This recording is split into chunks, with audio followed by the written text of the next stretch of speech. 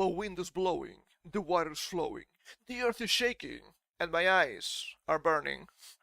I don't know why, but I guess I keep tossing and turning when I try to sleep, which is of course not ideal, but at this point, I think there's much I can do. Oh man, it's not great. But you know what else is not great? Wasps. They've been getting very uppity these past couple of days. To the point that I have confronted, what, 6 today? Wow, that's a lot, it's not good. We had some sort of Asian wasp invasion since years ago. It's not great. It's not great. But they seem to have gotten... I don't want to say stronger. I don't think stronger is the term I want to use here. But they have adapted. They're more stealthy than before. I'm not quite sure why. But that is quite dangerous. It's kind of hard to hear them now, and they're big, and they're dangerous. And they haven't stinged me yet, thankfully. But I don't know, they have a neighbor, and the guy got sick for days. Not even joking. It's not nice. So I guess this summer is over. That's where they're getting very uppity. I also been struggling for this past couple of days a little bit with my mouth. My teeth hurt. That is never good. I don't know if it's just randomly because I lack HP reaching at this point because lack of sleep, or if my wisdom teeth are getting uppity. That's always very scary, and I always consider that when the left side of my mouth starts to do weird things. You might be thinking it's not that bad, and for most people it wouldn't be that bad. But in this case, for me at least, if that wisdom tooth gets uppity, they have to open up my jaw, okay? It's not just, oh, we can just remove a tooth easily, we can just remove whatever easily. No! It's not gonna be funny. The dentist hasn't done anything yet, because he considers that, well, maybe, maybe it doesn't move. That'd be the best case scenario. Yeah. Yeah, I know. I'm kinda happy for that. But my father started getting wisdom teeth troubles when he was in his 40s. So I'm still not off the hook. If I disappear for weeks, you know what happened. I was either gotten by the globalists or by the wisdom tooth. I guess tooth. It was just one in this case. Not good. Not good. But I think I will survive. I better survive. Or else, well, if I don't come back, just avenge me.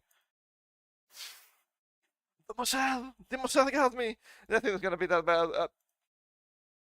For now. Overall, my eyes are kinda rough. So I would like to not go too much overtime today. We're gonna go overtime as usual.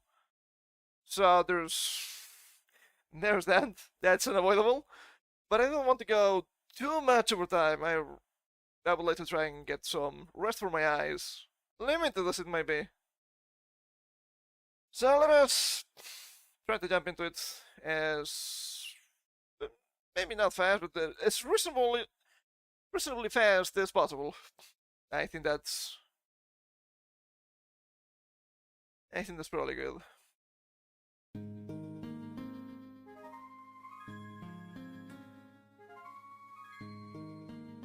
Oh yeah, that's nice. I was thinking, hey, I'm sure the time wood. Yeah, it is. It sounds so nice. Hard gold, soul silver at some point. It's gonna be pretty much the next game we play. It's not actually that far away.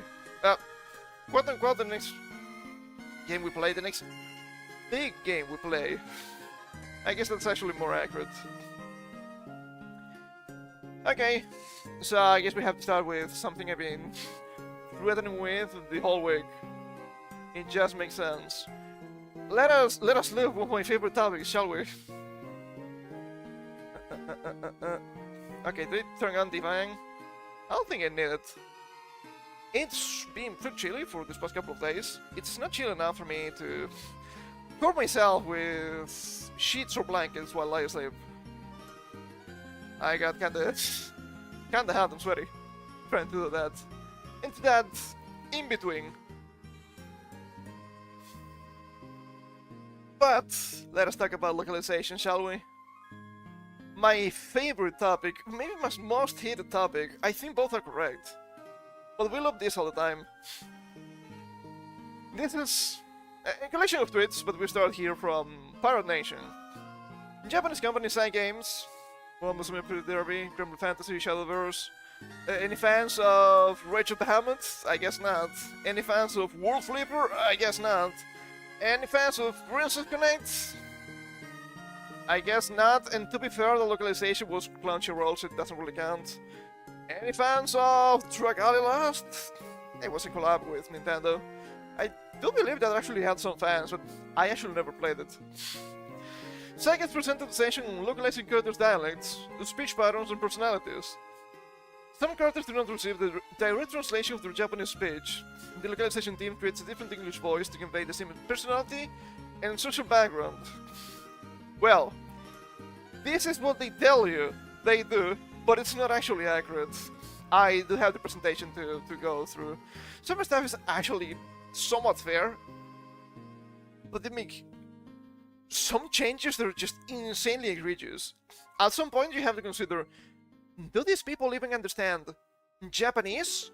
Do these people even understand the concept of getting a text from a language, importing it to another? That's what we call translation usually, but localization is also fancy. For example, Merry Christmas was changed to Happy Holidays in part of the English version, despite the Japanese dialogue saying Merry Christmas. Many romantic scenes are also toned down. There's a lot of excuses here, but not anybody celebrates Merry Christmas, so it has to be changed to Happy Holidays. But the characters are literally saying Merry Christmas. I understand not a lot of people know Japanese. I think that's fine. I think that's fair. My Japanese skill is pretty limited. I do know some stuff. Do you know how you say Merry Christmas in Japanese? Merry Christmas. It's in English.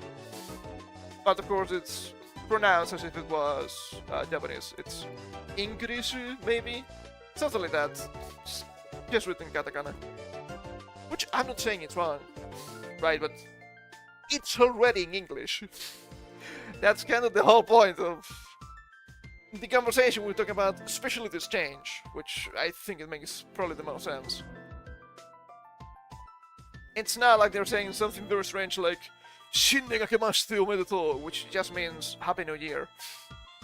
But if we're celebrating, for example, let's say a Japanese holiday that actually happens in August, Obon, should they change it to, I don't know, what do they celebrate in the US in August? Something? I don't know.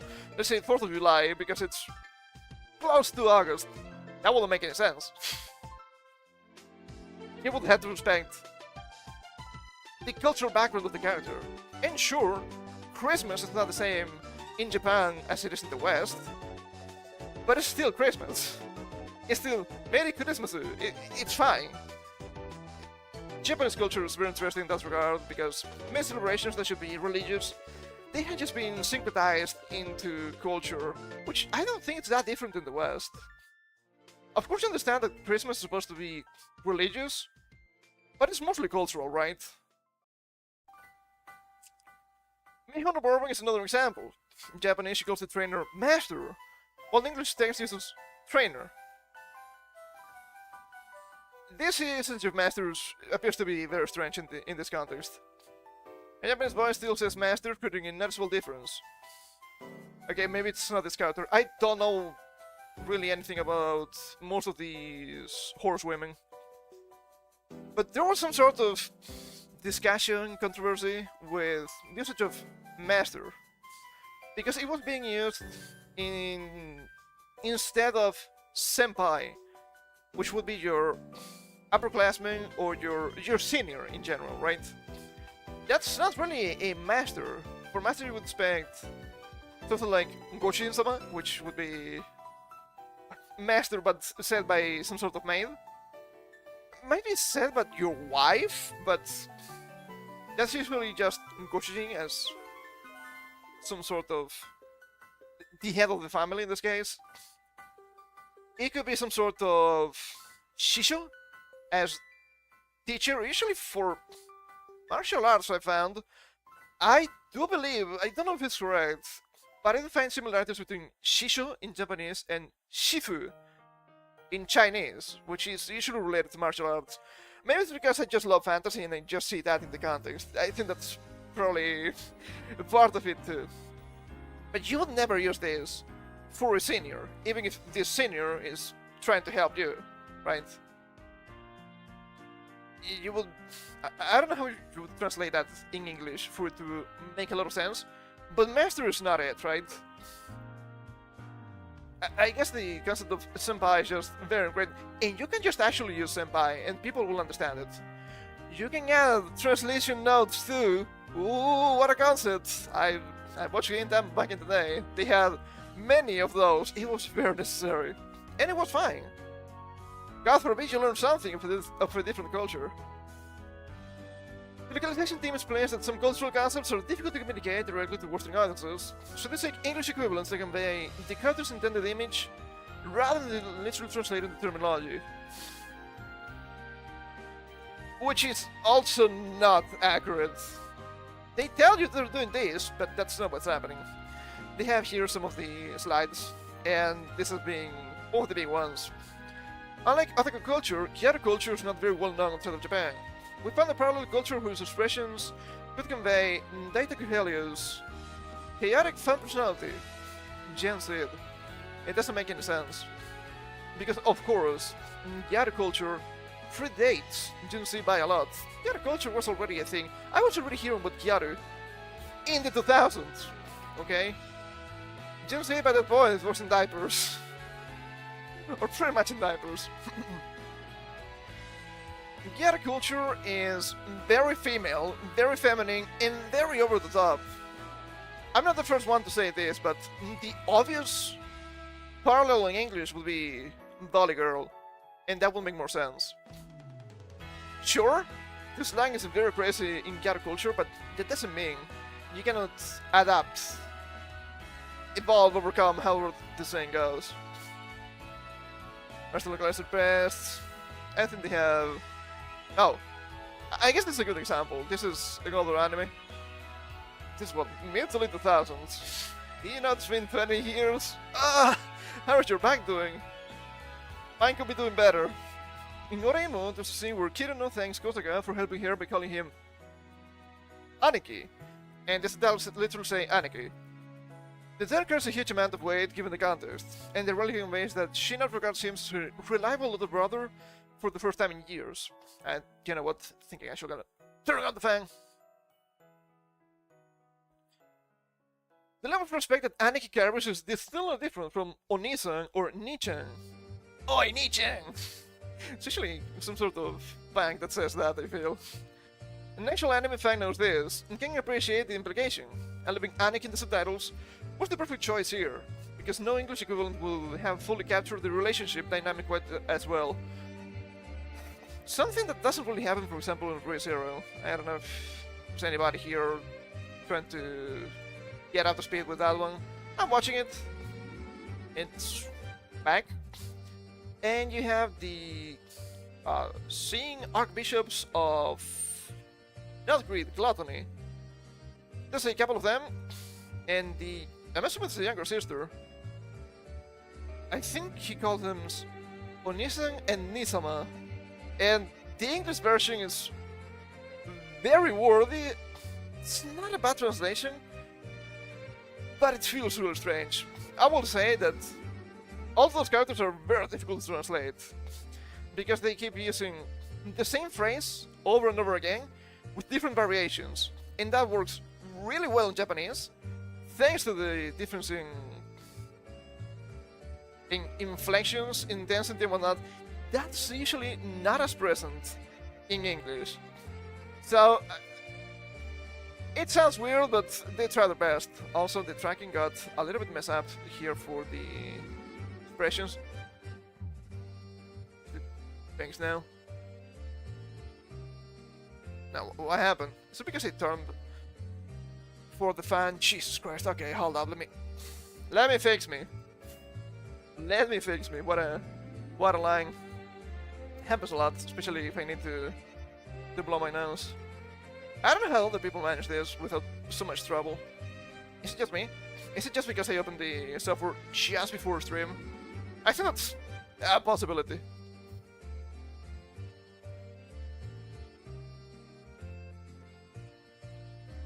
Okay, what about now? Okay, that seems better. That seems better. What about this? That's better. Unless they know the problem, and fixing it's usually pretty fast. Unfortunately, this is not the modern localized excuse for both laziness and intellectual vandalism. So if it doesn't translate well to English, then don't leave the specific word that does the heavy lifting in its romanized form and let the others look it up. Or you can just add translation note, right? Maybe more difficult in a video game, because you may not have the great amount of space, or you might need... I guess it would be nice to have an option for glossary, so you understand these concepts. Sure, you cannot just make that up if you're working officially in the translation, but there are better ways to do this, for sure. But there's no proper English substitute, leave the cultural roots on display. Do not fuck with the context if translating directly with what's written down. And, for example, something that I also sing a lot is the honorifics. They try to be very zany in the English translation, and honestly, you don't have to. Many times, I do see when they use son, for example, which is very neutral. Just translate that as Mr. That wouldn't make a lot of sense for most situations. In some of them, they would actually do, right? I don't think they do in this case, but in Frieza, well, we know Frieza in Japanese at least, which is actually a very well-mannered individual. Vegeta-san, Son Goku, he's actually well-mannered. He's an insane dictator or whatever, but still. If you were to translate that as Mr. Vegeta or Mr. Son Goku, that would actually make sense for the level of respect. But for example, and God, this is such an old saying, and I haven't seen this in decades. Very early in Naruto, which I think was the first time I found the honorific. When, I think it's the Chunin exam, Orochimaru meets Kakashi, and he calls him Kakashi-san. Calling him Mr. Kakashi would probably be a little bit strange, but most of the time just san is very neutral. Kinda pisses me off because I also saw that recently while watching Gantz, which is what, early to mid 2000s. Kato-san, Kato-kun, Mr. Kato or just Kato? No. I understand it's difficult to convey, but no, Mr. just carries much more weight in English for sure. So let us get through this. Do you need to move this? No! That is so good! This is a bunch of... Jeez, how do they call this again? Not a screenshots. Wow, brain. Well, you know. It's a presentation with multiple pages. I think it's about 40 something. Some of them they just change a couple of images. So let's go through this. And I'm gonna be highly critical, and it just makes sense. Creative approaches to localizing the dialects and unique speech of Uma Musume treated their Arabic characters in English. Sure. Oh, brother. Localization / translation. Alison Cottrell. And through building experience on titles such as World Flipper. I don't think it died because of this individual, but looks like the kind of figure you would expect. Asuna works as part of the English translation team for Uma Musume Pretty Derby. Her quote-unquote translations include many dialect-speaking characters as well as the English subtitles for the anime. One Muslim, Cinderella Grey. Then we have a Japanese guy here. Whatever. Role of the localization team. It's such a fancy word. Back in the day, it was not used. They try to make themselves more important than what they are, which is something that's usually not great. We translate and localize the dialogue and text of the Japanese game to the target languages. If only. You are good. Here's a gift. And they have the original Japanese here. Ho ho ho ho! Someone's been got this here. Here's a present for you. But the original says, "Washi no presento ja," which is clearly a very old man speaking, right? Washi, to refer to yourself, and ending with ja instead of that. This is usually old guy, which Santa-san makes sense. But every single time I say, "Here's a present for you," I can only think of Broly. Dramatic French! Here's a present for you! Which... it's not their fault, but it's kind of funny. What is localization? It says bit of hatred and lies. Motion, dialect, speech quirks. When translation conveys information in the target language, localization represents the essence of the character as well. I think this is a massive cope, and that is not correct. I think translation just conveys the information in the target language. I think it has to be a little bit more than that. Maybe not a huge amount more, but if it's just the same information, I think you failed. Because there is more to a literary work than the information itself, right? If, I don't know, let's say, a book that probably everybody knows about, even if you haven't read it, The Lord of the Rings, it's not just about the information. Of course, every single character has their own personality. If you can convey that while you translate the book, you made a mistake. Oh, but then that means localization. I don't think so. It shouldn't be. Because I tell you, oh yeah, Aragorn said this. Okay, sure, I'm just telling you something, but if you're just talking about the book, it's fine. If it's an official translation, it's very low quality. We'll see why this is happening later, okay? It's a very important distinction they make, and there's a purpose for it, which is usually pretty negative. Station contents. Our creative approach to the dialects and speech work had to create recognizability and authenticity, quality assurance with varied speech styles. Sure. The agenda. Yeah, there's usually an agenda. Not all the time. Political, but there's an agenda. Current recognizability, localization through sonic similarities and word choice. Okay, alright. Current recognizability. Not really. You're butchering the character. Much more recognizable in Japanese. Localization through sonic similarities and word choice. They tell you they do this, but they actually don't. It's way worse than this. It's absolutely insane to me. We'll get to it. They give us good examples on how they make mistakes. Hearing authenticity, literally the opposite. Character voice consistency, I guess that's a possibility if you had to work with multiple people. Sure. Samurai inclusive remarks, yeah, nothing to criticize there. Ah, Global Tomorrow. Global Tomorrow. I was thinking about this. Early 2024 already. Always ahead of the curve. I was a fans around the world. Oh, I really hope this was worth the wait. Oh, this game to be good so bad. I want to enjoy the story and not have another situation where the translation is so bad. It caused me to dissociate while treating the story. Yeah, it's not funny. It's literally what's happening.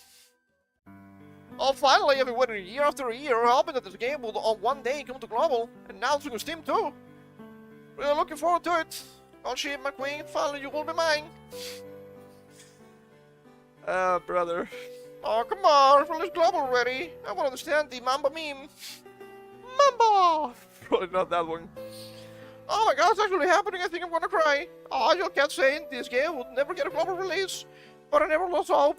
I knew it would happen one day. We're so back. We're so back. Send this individual into hell. Maybe. And only maybe. We can fix it. With the success of the Japanese game, there was already existing overseas fanbase. As such, expectations were high for the English version. And we dropped them all. Funny. Creative recognizability. Keep running with substituting dialects. Cantonese dialect, Kansai dialect. How do y'all? Intuitive your approach. The Kansai dialect is often localized into American Southern dialect, which I don't think is correct. Kansai Bing is very unique, but the maybe not the whole point, but a main cultural point for Kansai Bing is that's supposed to be funny. The main thing is you're gonna see culturally from Kansai: comedians and shogi. Why? I don't know, but that's what happens. To the point that some comedians, not actually from Kansai, adopt Kansai Bang just to increase their popularity and become funnier. Are Southerners actually that funny? I don't think so. Not the meal list. But in Uma Musume, as the cast includes characters from both Kansai and the American South, giving them both the same dialect would disrupt the worldview. Nanda Janing! That's very Kansai for sure. See? She's already slapping the other guy. Because that's comedy, baby. That's Mansai. I'm gonna say this with a lot of caution, but also on Southern English dialect should be something... maybe meme speak? Light meme speak, mind you. Because that's supposed to be funny. I know it's not the same, but it would make more sense than just, hey, why are you texting now? Goro Mashima. That doesn't make a lot of sense to me, at least. Localization through sonic similarities and word choice. Oh, brother. This is gonna be good. Referring dialects through sonic similarities.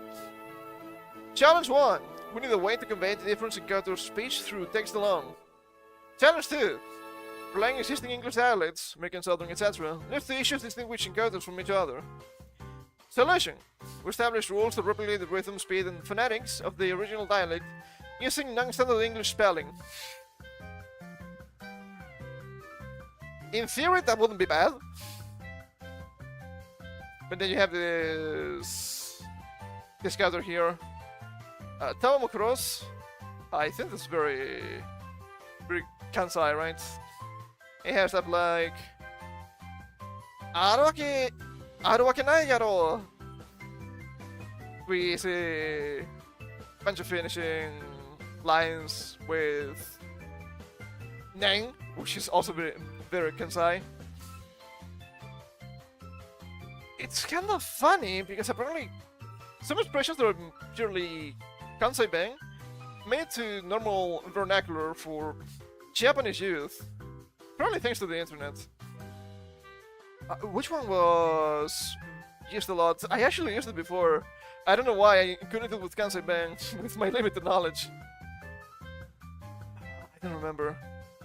Honmani, which would be something like "Are you for real?" but Kansai Bang. In neutral Japanese would be Hontoni.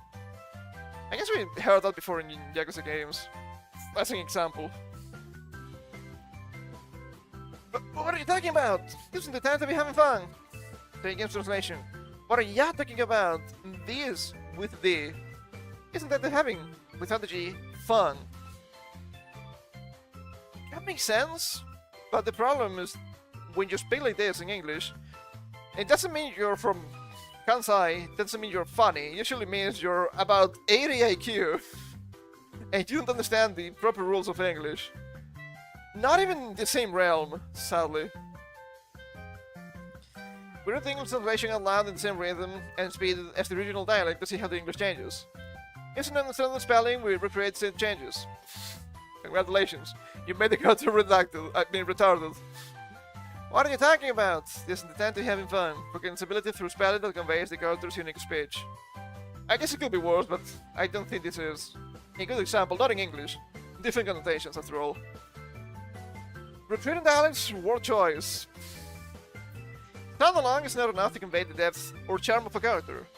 After researching a character's history, personality, and cultural background, we consider how that would influence their lexicon. Okay, Yuki no Bijin. And she's here saying, Do... Do surya ainda. Okay. Oh, I'm in trouble now. Translation. Okie dokie. Oh, I'm in the soup. I'm in the soup. What are you at the superstore? If you're buying clothes, it doesn't make any sense to me. I guess in this case it may be a me issue, because apparently this is all people speech. I wouldn't know that. That's the explanation they give here. It just sounds insanely generic to me. We use their expressions from the 30s to 60s to show you can imagine small town upbringing in innocence. I get that word choice expresses their cultural and history. The word choice of even a single line can help convey the speaker's identity. The problem is that when I see Okie Dokie, I don't think of 30s, 60s expressions from the US. I think of nerds from the early 2000s and Super Mario. But that might be a me issue. So who knows, really? I've never seen I'm in the soup before. You can say I'm in a pickle. It's also food related, which the original wasn't. I don't know. That would be too modern.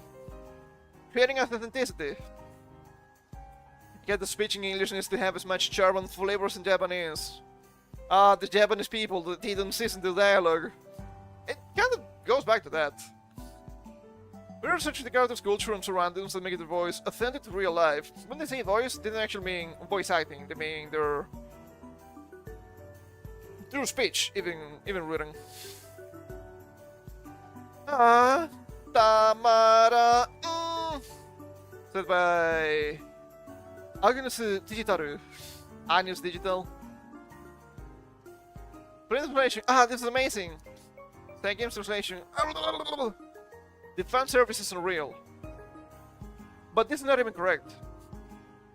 This plain translation is actually wrong. It only makes sense if you're trying to completely remove the context. But you wouldn't remove the context if you're translating everything.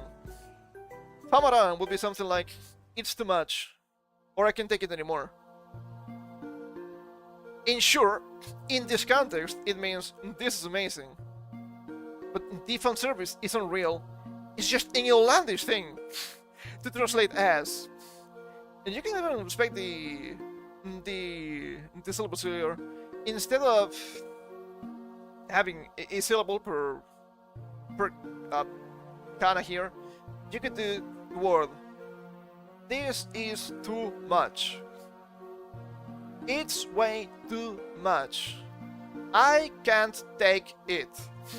It still makes sense. It's not as worthy as the fan service is unreal. This is the kind of speech I see from retarded teenagers on Twitter. Find the platforms that an otaku character is likely to use. Check the character's speech patterns with expressions that people on those platforms are actually using. The fan service isn't real, but an otaku character wouldn't say this, not even in English. This is still bothering speech. This is still Gen Z shenanigans, especially with this. This is normie quick chunk of shit.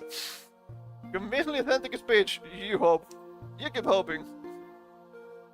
And that Helios here. What are you talking about?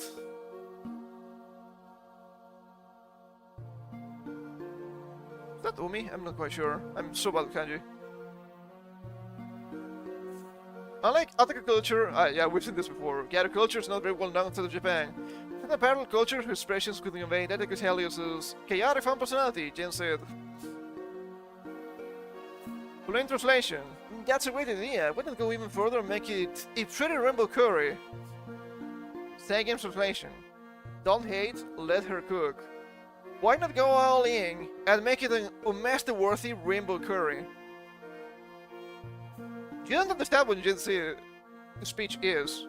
It's just ebonics, mixed with TikTok. Has nothing to do with Ghetto speech. You could just turn this into Valley Girl way easier than this. That's a great idea. You could just be saying something like, that's just amazing. And it just makes sense, right? just as a quick example, I'm not really well versed in Polygirl, but that just makes sense to me. Character voice consistency. Speech style risks changing with different translators of the helm. Individual's knowledge needs to be spread team-wide for consistent character voice.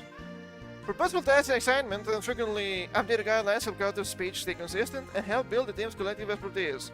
In theory, not wrong. In practice, it's actually not happening. For possible task assignment, translators were assigned according to characters they already liked or characters they had a specialist knowledge regarding. A character's first translation is a passion project. Sure, whatever. And this is probably one of the worst examples of how do they work. Character voice consistency. Step 2. Casual discussion based Slack channel. Team members can give and receive feedback on more experimental ideas. What entertains the team is likely to entertain the fan base too. No, I actually don't think that is true. So we have Cultural Allison talking with Gaffa Trevor here.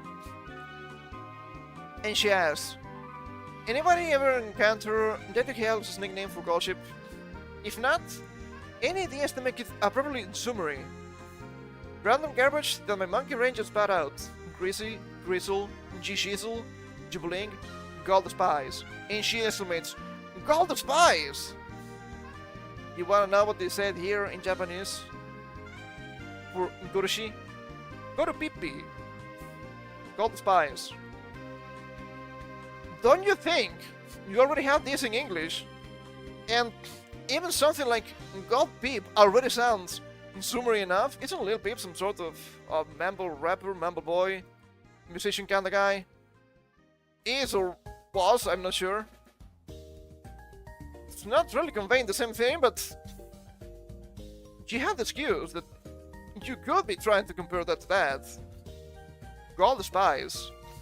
What about the old spies? Power! Not like this. And it's hilarious because she's like, G Shizzle, that's not Zumari. That's Snoop Dogg. These people are retarded. God damn it. Character voice consistency, character specific guidelines. The initial translator of each character is responsible for creating the character's guidelines. So there's no way to fix it. If it's bad, there's no way to fix it, even if you want to. Language quality assurance also checks for readability and consistency. Character overview, speech/dialect notes, in glossary. Special task assignment, casual discussion based, Slack channel, character specific guidelines. Insistent that ensures speech consistency across translators. More creative, higher quality localization thanks to the open exchange of ideas and opinions. By licensing similarities and word choice of various communities and dialects, our team created unique speech styles and words for each character. Recognizability and authenticity. But it was wrong!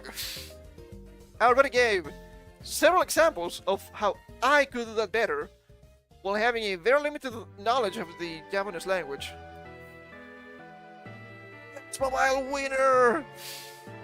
The game awards. Who the fuck cares, right? Closing remarks. Our localization will continue to let trainers experience the world and characters of Musume as intended. With excitement and emotion. As intended! Not to spit in my face and tell me train, pal. I just don't believe it. As a team, our goal will always be to deliver the best in entertainment by being the best in localization. The best in localization.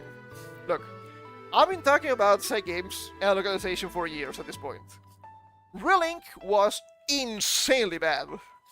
It was not even fair. The translation was actually that bad.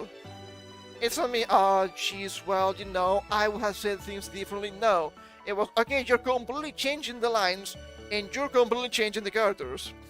Rakam was meant to be some sort of old son. He's late 20s, he's actually not that old.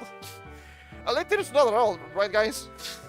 30s are the new 40s, I mean 40s are the new 30s. He was turning into a fucking Redditor. Vikings, an old guy, sure, he's 50, he's just a hillbilly. And Rosetta just meant to be a very sultry and elegant lady, and she was just turned into somebody extremely suspicious. And, you know, for example, she's a very talented young witch. She was not made into, but the main character was trying to tell you, oh yeah, she's a strong, independent woman, that doesn't mean no man, but she's a kid. She's powerful, sure, but she's a kid. She makes mistakes. And she's trying to become a lady. That's by her own words. And I have a lot of people saying, but Grand Blue translation was always as. No, it wasn't. No, it wasn't. I've been playing. I started playing Grand Blue. What, 10 years ago? Almost 10 years ago. Maybe actually 10 years ago. I'm not sure. The translation was not bad back then. You had characters like Chloe actually speaking in Gyaru speech. And it makes sense. You know how English people, how Japanese netizens write, right? They add a bunch of W's at the end. That's to say they're laughing. Because the same W is in waro, which is to laugh. And if you hear the dialogue, and you see the W, she literally says wara, as in LOL. That is perfect! You don't need to change it. You understand she's a Gyaru. But the new translation is just ass. Absolute ass. Both for Link, normal game, whatever. There's no explanation for that. And I have people bitching about it. Oh, but the flavor. Oh, but it's made in-house. Which, by the way, it's not necessarily correct. I know exactly what they mean when they say, oh, Grand Blue's translation is made in-house. I've read that interview. It doesn't mean Relink. It means the gacha game.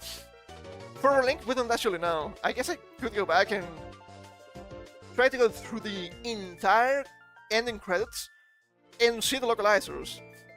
And if that's the case, who the fuck cares what the translation is last localization? It's just ass. It's not even the point. If I'm just criticizing the quality, it's insanity. It's pure insanity. And it's only getting worse, of course. And here we have more examples. In the original Japanese, it said, Dachi ni onegai shitara, kore! Party wanko ga 100... I'm not quite sure how to read this. This is the counter for the animals. Mo! Yabaku ne! Parau sho kore! This relates to, I asked a friend for a favor, and I got 100 party dogs. Insane, right? That's funny, isn't it? It's a very strange way of writing party dogs. And it's to understand a little bit of the culture, I guess. It's the same party as in party P, right? Party people, which is trendy people that go to parties. It's not just people partying. It has a little more than that. So party wankos, probably something oddly specific here. The localization team inserted the Western 6-7 joke out of nowhere when it's not even the original Japanese dialogue. Pariwanko in Japanese is when a dog is dressed in cute outfits or have these outlandish fur cuts. That's interesting. What about the localization? Place my bands for a favor and look, 6, 7, 100 party dogs for you to play with. Is it wild or what? Like, totally smile-worthy now? Smile-worthy. But it says, Waro. I guess you can read Waro as smiling, but... I'm pretty sure she's a Gyaru, right? Yabakune? That seems very Gyaru coded to me. She will be laughing, not just smiling. They have some more discussion about Pariwanko. And that's kinda it. But wait! There's more. So the new old name, Kikuchi GP name. Oh, that's... She localization once again. Open quote tweet. Oh my god, this is the best localization I've ever seen. Yeah. Simply it for this fandom. What is the old name in English? Guess which one is in the EM version, broski? So we have here, Revived by Moi! Bring any middle leg corner if you're not in the front, and there are at least 3 other Musumi-chan nearby. Just speed or increase with the power of Moi. Okay, easy to understand. So you know, this is not the one in English. This is just a translation of the Japanese.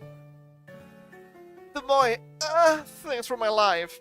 seem hard and increase velocity. When positioned mid-bank or further bank on a mid-range corner, and there are at least 3 beautiful, radiant Upamusuma nearby. Bad translation? Description is just hilariously wrong. You don't even know what the fuck is happening with the skill. Is this good? What does it do again? Hilarious. Oh my god. What the fuck is the second one? Computer sort of level localization. I didn't understand. The official version is better because it gives it personality. Also, modifying it from the original meaning is a good thing because it pushes creative freedom, and that in itself is art. This person knows too much. We'll get to this in a second. I want to give you another example here of the kind of brain-dead shenanigans this quote-unquote community, always derogatory, gets up to. How those fans want it to be. Name of the skill. So cute, it brought me to life. Revive by the power of Moi. Yeah? That seems accurate. Increase velocity within 4th or later on a mid-range corner, and there are at least 3 Momosume nearby. Easy to understand. Maybe not the most flavorful, but easy to understand. How the fuck is this a bad translation? This is said unironically, by the way. And this is literally the meme of, but Japanese is so hard to translate. And what they are translating is, I like eggs for breakfast into, oh my god, I have to eat some scrambled eggs this morning or I'll die! Look, we've been having fun recently with Jump Force. I love overacting the superhero characters because they're just hilarious. Even in my wildest dreams, I'm not even close to this level of derangement. It can still get worse than actual English adaptations. Sometimes the help that the translation is extremely vague about the skill activation, while filling it with the average. I usually have to look up where around mid-bank is when the original text is just below 4th place. Yeah? You know that just to be very clear, and if they're not, you're in trouble. Whoop! Cool, okay, alright. Some people are getting maybe too spicy. Which is fine if they do, but they wanna get in trouble, you know? Which leads us to this individual here. Also being unironic. Nobody wants to read another damn word about this, but important to note that the localization antis are fundamentally anti-art, as reactionaries tend to be, and do not recognize localization/translation as a creative exercise, never act in good faith, and are proficient in either source or target language. Okay, all of this is an insane accusation, and as usual, each accusation is just an admission. First of all, not proficient in either source or target language. I bet you my English, while being in cell, is better than this guy. Okay? Also, kind of funny how they say, but these people didn't know multiple languages. My brother in Christ, I literally speak 3 languages. And no, I'm not counting Japanese here, because it's giga jank. It's all the 3 languages. I know what I'm talking about. It's 10 times I see translations on TV and I'm like, oh, that's probably what it said in English. This is not a good translation. You should have said something like this instead. Never argue in good faith. That's you. But the biggest problem with all of this localization discussion is this here.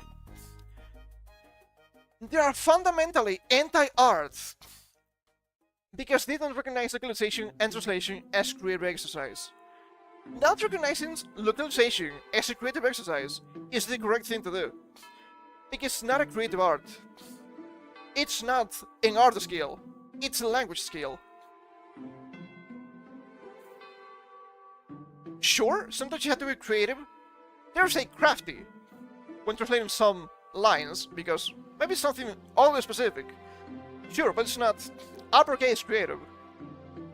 Why are they so desperate to make localization an art? Because these individuals are failed artists. So, they're trying to introduce themselves into somebody else's work to see, see, this is what I wrote. They like it so much because it's my writing. No, it isn't. You are anti-art.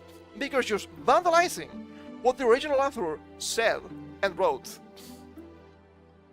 None of these people should have a job in this business. So I guess I now shall give my full power to AI.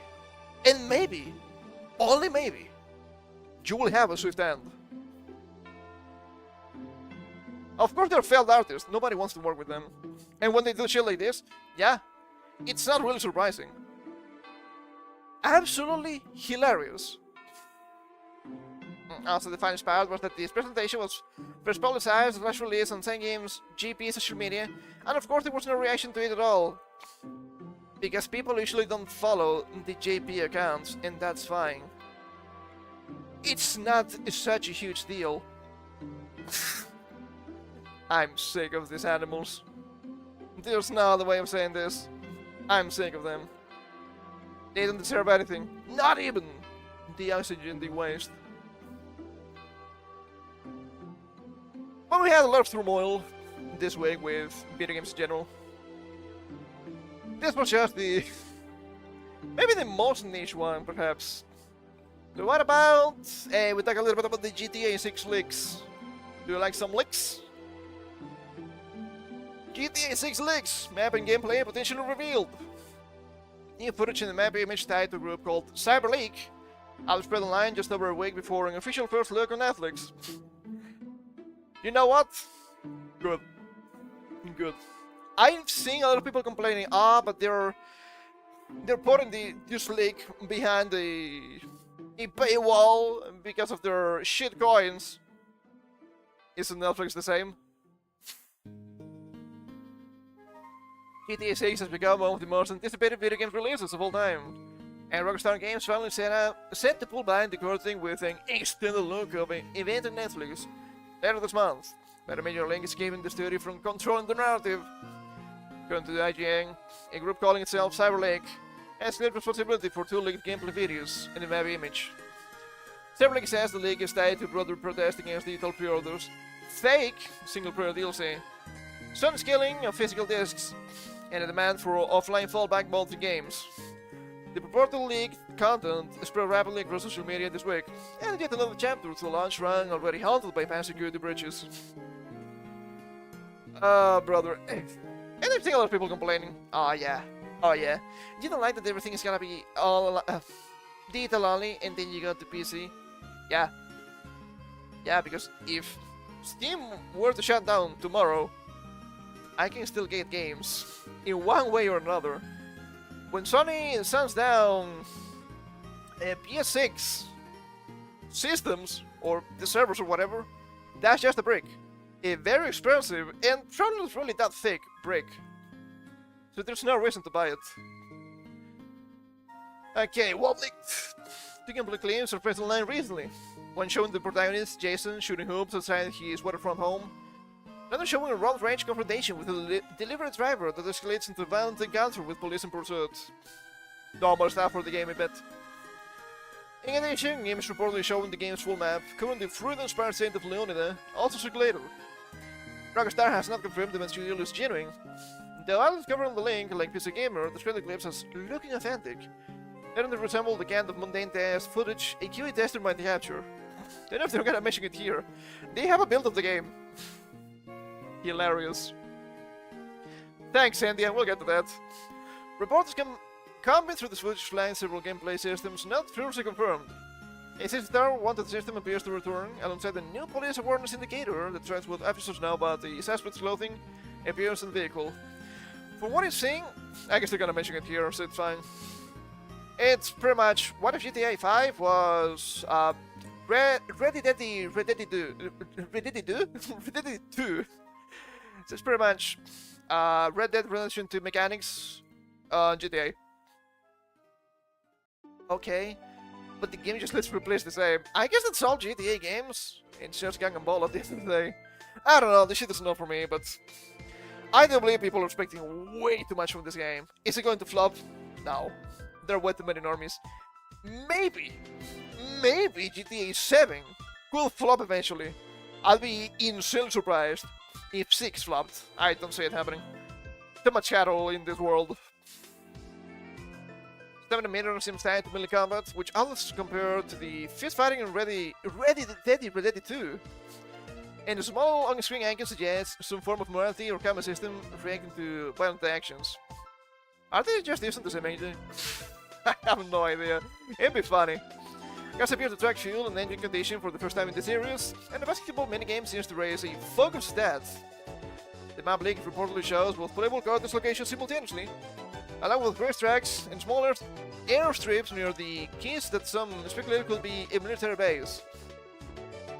The genuine link has also opened the door to a wave of misinformation. Oh, I mean, AI generated, I guess that makes sense. According to Kotaku, which, of course, they will never lie to you, AI generated clips and screenshots have been circulating alongside the real footage. Some users passing them off as part of the new link. All footage from GTA 6's 2022 bridge has reportedly been recirculated and mislabeled as new material, making it harder for fans to distinguish authentic clips from fabricated AI slab or recycled videos. Hey! Just like with actual news! Is it GTA 6 or is this Arma 3? Only one way to find out. Kotaku noted that the footage in this latest leak, if genuine, appears to come from a build considerably further along in development than the one that leaked in 2022. Well, you would expect, right? It's been, what, 4 years?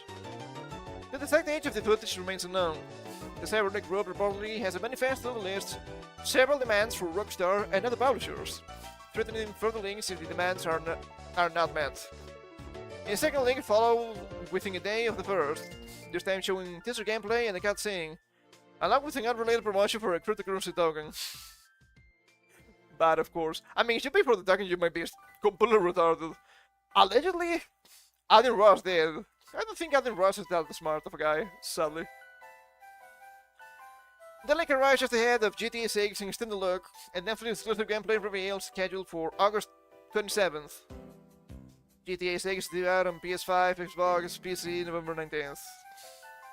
Cool. Cool. Not a huge amount of information here from James Townsend. That's an odd name for this guy, but sure. Hey, who am I to judge? Who am I to judge? So we have here GTA 6 updates. These people are just giga shields for the company. It's somewhat dire. In GTA 6 lead gameplay, potentially running at 60 FPS. Potentially. I mean, don't think it'll be strange for it not to run at 60 FPS, given how realistic it's trying to be. But in current year, potentially. I don't know, man. That seems way too limited. Then I had to feel about that. We have map has leaked, reportedly featuring 5 counties. Okay, that seems kinda big. Not totally good, but we'll see. Jason playing basketball in his safe house, just wall physics at the moment. It looks similar to Ready 2. Daytime environment shown. Shares the types of currency. From what I've seen, I didn't save it. That's on me. Apparently it's a pay-to-win currency. Like, it's premium. You have to spend your money to get it. If you buy that currency, yeah, there's no way to fix you. It's too late. You're too far gone. Minimal UI shown, not necessarily bad. Don't look at the radar UI yet. 3-star wanted level. Yes, I'm driving the vape with 70 Galado in the keys. Location called Goose Key. NPC interaction through Jason hits a delivery van with the worker attacking Jason with a wrench. Okay, this is very surprising. Devil icon appears that Jason beats the NPC, potentially hinting at an honor/reputation system similar to Ready 2. Improved looking fighting animations, Jason's falling physics also resembles Ready 2. The shooting mechanics shown in the tutorial requiring the player to line up overlapping rings before firing. That could be interesting, I don't know about that, I haven't seen it. But it's not displayed with comments such as 1643, with the comment there. Okay, alright, sure. Impact by SG Lewis plays on the radio, footage reportedly from an older build, splitting the rough UI and driving physics. The deal was reportedly intended as a protest over Rockstar not releasing a physical disc. Okay, they're very neutral, but here. He was running at 30 FPS. 60 FPS is all I need. They just see potential, these people, dude. These fucking people. Cyberlink got their GTA 6 built from Goku. That's not Goku, thankfully. A Rockstar employee whose work PC got rattled nearly 10 times. Congrats, Rockstar India. Very nice. Very smart. Very good job. Apparently the guy changed his PSP. Probably a good idea. Lock down your account too. Do yourself a favor. But they have a lot of people from Rockstar India and Rockstar Canada, which is Rockstar India too. Then we'll see what happens despite having thousands of Indians working on this. What are his fuck ass passwords? Do not redeem!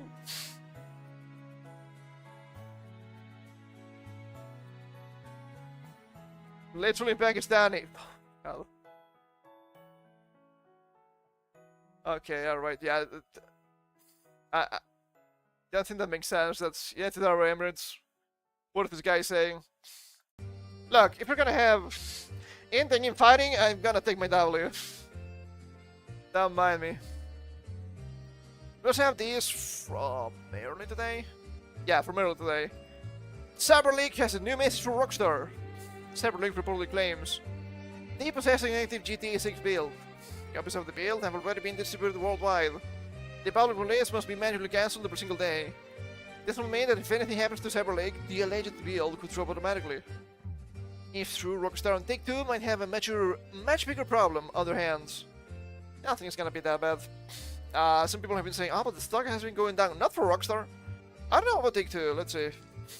Take-Two stocks. What about the stoinks here? What about 5 days? What about the month? I mean, sure, it's kinda down, but not a huge amount. Right? It went from 253 USD on August 10th to 239 yesterday. It went down a little bit, but in April was 189. So I think they're doing fine. They're doing okay. I think this is really gonna affect the company a lot. And it should! Not because it's showing the game, but because it's showing their security is just complete ass. There's that. It's about sending a message. Yeah, I've seen so many people. So many people saying, I do my investigation and trying to get this to Rockstar. This cannot be happening. We have to crack down on these individuals. And you're like, Jesus Christ, dude, I wish you had this passion too, if you were to go against actual criminals, but you don't. I wonder why. I'm trying to get people to go against terrorists, okay? And that's not what I'm saying. I'm kinda saying, yeah, you don't attack the pedophiles like this. Unsurprising, I suppose. What else I have here? Another company making grave mistakes. After 13 years at PlayStation, DI specialist Jerome Benzadong is joining Shift Up as head of global communications. His professional profile lists product and corporate communications as one of his areas of expertise, with the focus on DEI, diversity, equity, and inclusion.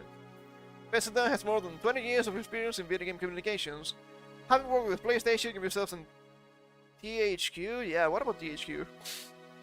They're not doing great. Trust me, I would know. His role will cover the company's global communications and campaigns, including some major games such as Stellar Blade and Nikkei. I was a big fan of Concord. Oh no! Oh no!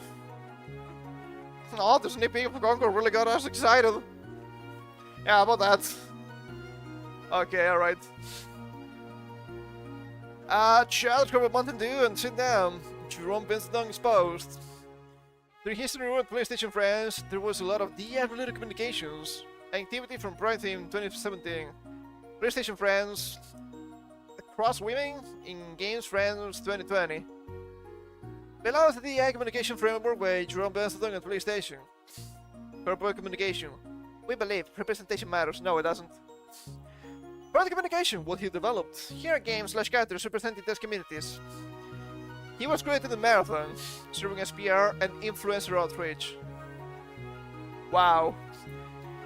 If that was true, don't put that in your CV, pal. It's not a good look. Conclusion, we have worked hard to use this game's political platform to indoctrinate progressive degenerate ideologies and gamers. Still our blade is cooked. So here we have diversity and beyond representation in gaming. And here's this guy, zatsudan. Here we have... Oh, it's damaging my eyes. There are all the players. I mean, there's just a bunch of rainbow stuff. That's not the name of the guy. And here we have the... From LinkedIn, I'm pretty sure. 30 years of communication expertise in the video game industry, collaborating with major international companies like Sony, PlayStation, Ubisoft, and THQ. Expert in crafting and executing international communication strategies across global, EMEA, and local levels. Management skills, hiring, managing, coaching, and developing teams. That is not circle, but that's also a big of a problem. A lot of responsibilities on this guy, which is clearly not your friend. Proficient in both product and corporate communications, focus on DE&I. Committed to delivering data-driven results and tangible achievements. The responsibilities in internal communication management include reporting and newsletters. I guess this is a good example, right? This entire situation is more than a bit maddening. People are seeing a man inside their house holding a knife dripping with fresh blood and a body with stab wounds on the ground. And the first thing is to be like, oh, it's okay, he hasn't stopped us yet, let him in. He's ready to stab with a stellar blade. And scanned it. And I don't think I saved that tweet. Maybe here, on the last one for this one. Oh, liar. He was never a DI specialist. He was 20 years in PR. Running defense, Kilodaki, propagandist. Lamau. John Dirty deleted the DI part of his main bio, but he forgot to delete the rest in his resume. I can expect he'll delete that soon too. Senior Communications Manager, Corporate Communications, Environmental, Inclusion, and Diversity Focused. It's right there in the open. Ah, it's right here. I expect it to be somewhere. From his house, you're not going to shit or lunch? I don't have any toilet paper. So we have here individual asking, shift up this down for, unless you tell me that you respectfully shift up das with Stormblade and Nikkei. Oh, I think you shift up fine since Destiny Child. Deflection. Don't want to say it's over, but it's over. Very bad. Very bad stuff. But wait! There is more! Would you believe me if I told you? Probably, because it keeps happening. Yet another company, wanting to eat shit and die. Whoa, The Witcher! Oh, brother! Oh, brother, this is not good. Do as I say, not as I do. Jail, probably. Okay, we have a short clip here, whatever. There's this guy here, once. Ah, Witcher 3 was great. Not buying Witcher 4. Oh, not buying Witcher 4. Okay, pal. Earning a lot of likes. This doesn't work for your kind. You have too much of the AI. I will not buy Witcher 4. Okay, I'll place more game, but I'm starving. Making fun of potential buyers is a great strategy that totally works. I wonder how this will go. Oh, we're getting laid off because not enough of you bagels bought our game. Cool. This is the worst possible kind of marketing. Especially when Insomniac is currently being boiled alive after doing similar bullshit last year. Very fucking tone deaf. It's really that hard to say, but let's give it a shot. We might surprise you. Why are you turning away potential customers, which is a very noticeable thing to say. Coming here from Gerald of Gunia. Seen this guy before. Okay, alright. That's the limit. We cannot explore further. I'm afraid. And you might think that's the end of it. No. They blocked the guy. The kids making The Witcher 4 are upset with my statement. 2,000 likes. I found this tweet, okay? We have 30 likes. I was here early. Well, you said you weren't interested in The Witcher 4, so why are you playing on the page? Because I like Witcher 3. Makes sense. You would want to like Witcher 4, but it's not happening. And the company is not actually making it easier on you anyway. Well, well, well. That's really surprising. Let's see what happens. And we have here a short clip that we should probably take a look at. I'm just talking about games, and I don't know where to put this, so I guess here makes sense before we move on to the next level. I think some people have been talking about this.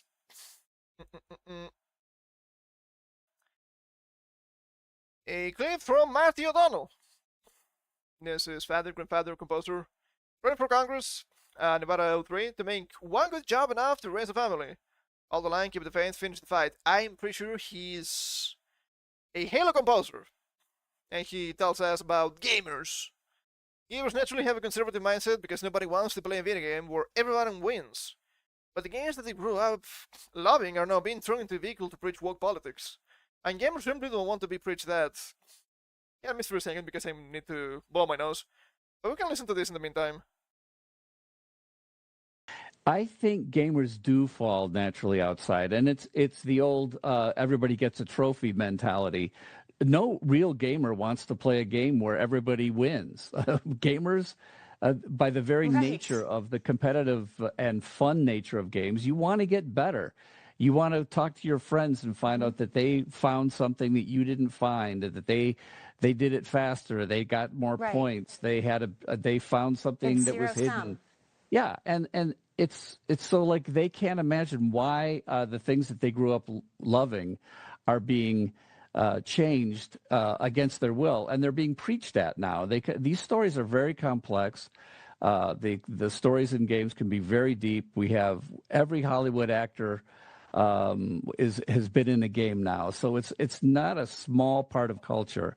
It's an integral part of our culture. And, you know, hardcore gamers and casual gamers don't want to be preached at. He makes several good points here. I guess I will mention first the thing about Hollywood actors. It's insane to me how they're hiring Hollywood actors that are very expensive for mocap stuff. Why would you do that? Why do you need a Hollywood actor to do mocap for a fucking cube? That's insane to me. But he makes a pretty good point here in the early part too, when he talks about the competitive and fun nature of games. You want to get better. You want to get better. Yeah, of course you want to get better, right? And it shouldn't need to be something political. In essence, I don't think it's something political. It's something that's been politicized. Because right now, if you want to improve, if you want to be better, you're seen as some sort of far-right lunatic. But becoming better is normal. It's actually natural. Survival of the fittest and all that, it just makes sense. But no, it cannot be. It cannot be. That's political. It's the people we don't like. Well, that doesn't make any sense. And when you say these games, modern games, we're talking about them time and time again. They just give you the solutions all the time. It's somewhat impossible to lose. Oh, you had to flee from this big monster. What happens if I don't move? Oh, nothing happens. Oh, you have a cutie in the... Was it the Spider-Man? Was it Wolverine? I'm not sure. In the superhero game. Okay, what happens if I don't press anything? Well, the thing stops until you press the thing. There are no failed states. Why not? Let me have a failed state. It's fine. I'm not saying it has to be giga punishing. Oh, you have to start the game from scratch. No, it doesn't have to be like that. But for the games to be engaging and for them to be fun, you need to be able to lose, even if losing is unexpected. As I always say, the games they have a bias for the player. Most of the games, at least. And that's fine. That doesn't mean that you never losing doesn't mean you can't lose. You're just avoiding the losing conditions, and that's fine, that's good, that's okay, that's engaging, that's interesting. something that's been lost to the ages with these people. Oh, we have Alan coming in with exactly, sure. Even more so when you pay a lot for it. There's no way Marvel's Wolverine should cost the same as GTA 6. That's a good example. I've seen a lot of stuff about the Wolverine game. That doesn't seem to be a good game to me. I don't know anything about the company really, but I've seen some clips. It's horrifying. I'm not even joking. It is horrifying. You have Logan just running around, just in a straight line,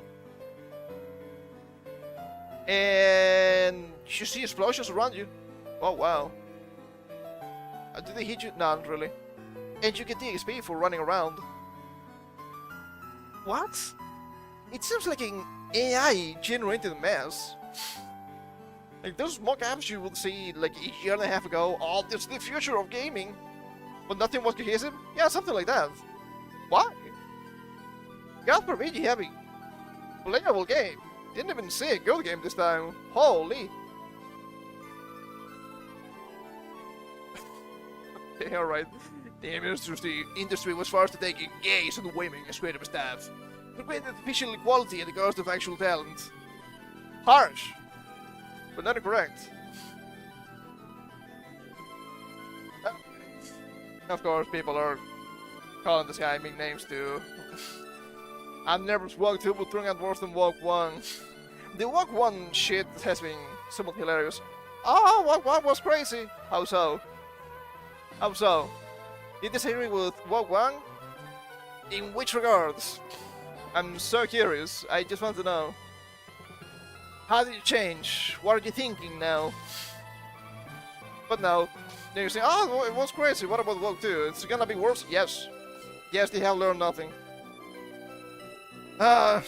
Speaking of learning nothing and women, I guess. Damn, this music is kinda loud now. Holy. What happened here?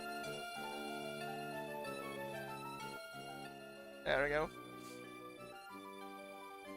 I guess we have to mention a little bit of another big piece of news this week. We're jumping into more random current events. There's a new tab there. Hold up. Let me check something. What are you doing here? Yeah, it's actually fine. Okay, they had a new tab open with nothing. That's odd. That usually doesn't happen.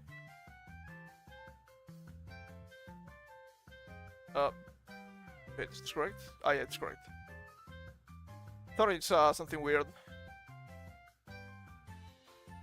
So I guess we have to talk about a little bit this Lindsay Clancy situation, which has been absolutely fucking insane.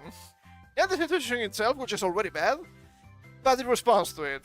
We'll get through this. I don't think it's too long. The New York Times had to be in archive because reasons. Lindsay Clancy heard the voice telling her to kill her children. Witnesses say. Ms. Clancy has pleaded not guilty to murder, said in postpartum psychosis. Two defense witnesses say she spoke loudly at her children after the killings. This woman is absolutely fucking insane. Lindsay Clancy, the Massachusetts woman charged with murder for strangling her 3 young children in 2023. I don't remember hearing about this in 2023. But I guess we know about this now because of the trial.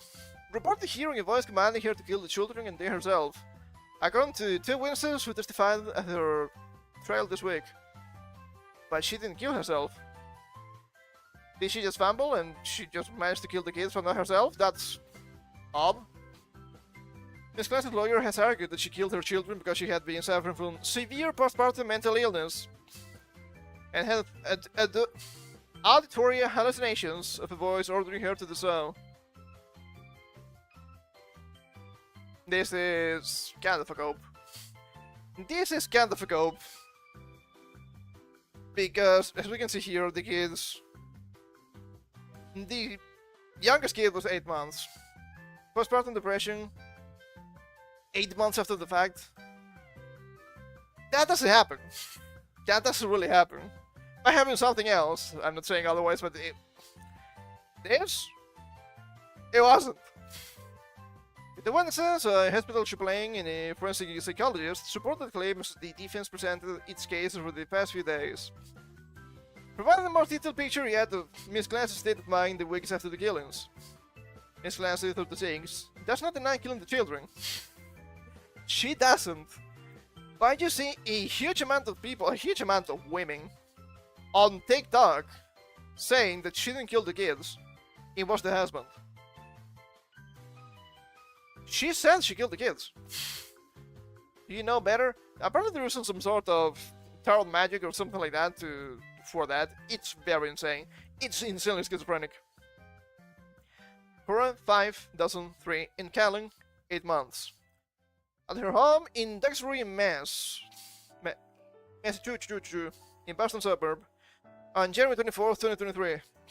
She has pleaded not guilty to 3 counts of first-degree murder, citing postpartum psychosis. She faces life in prison without parole if convicted. Why? Why life in prison? Why bother with life in prison? Give her the chair.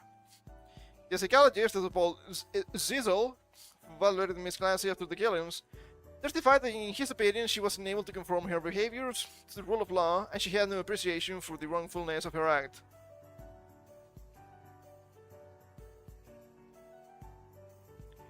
We see this a lot. But, you know, she doesn't have the brain capacity or the brain wellness to understand that what they're doing is wrong. Yeah, I know. But you're trying to be permissive.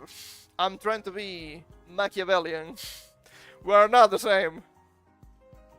The high-profile murder trial began just over 3 weeks ago, and the prosecution rested on Monday after calling more than 70 witnesses. Wow, that's a lot, more than I would expect for this. Prosecutors argued that Miss Clancy had planned the killings rationally and plotted to get her husband, Patrick Clancy, out of the house before she choked their children with exercise bands. They have also suggested that her activities in the weeks before the killings, which included taking her children on family outings, and building a snowman with them hours before they died, did not indicate that she was suffering from mental illness. Now, if anything, this indicates that she is a psychopath. But Dr. Zizel and the chaplain, Shayla Kavanagh, met Miss Clancy while she was hospitalized after the killings. She had cut her wrist and neck, and jumped from a second-story window of her home in what her lawyers have called a suicide attempt, leaving her partially paralyzed. Okay, alright. She had cut her wrist and neck. How so? There's a way to cut yourself that, oh, look at me, I'm cutting myself, it doesn't do anything. And there's a way to cut yourself that, oh shit, you're gonna die, and there's no way to fix this. I'm not gonna explain it further. I think that will probably get me banned. But yeah, the cutting you see usually in social media, that's just attention seeking. They're not gonna kill themselves. Miss Kavanagh said in her testimony on Thursday that she vividly remembered Miss Clancy's first words to her. 1 week after the killings, she said to me as I held her hand to comfort her, "I'm so glad my children are safe."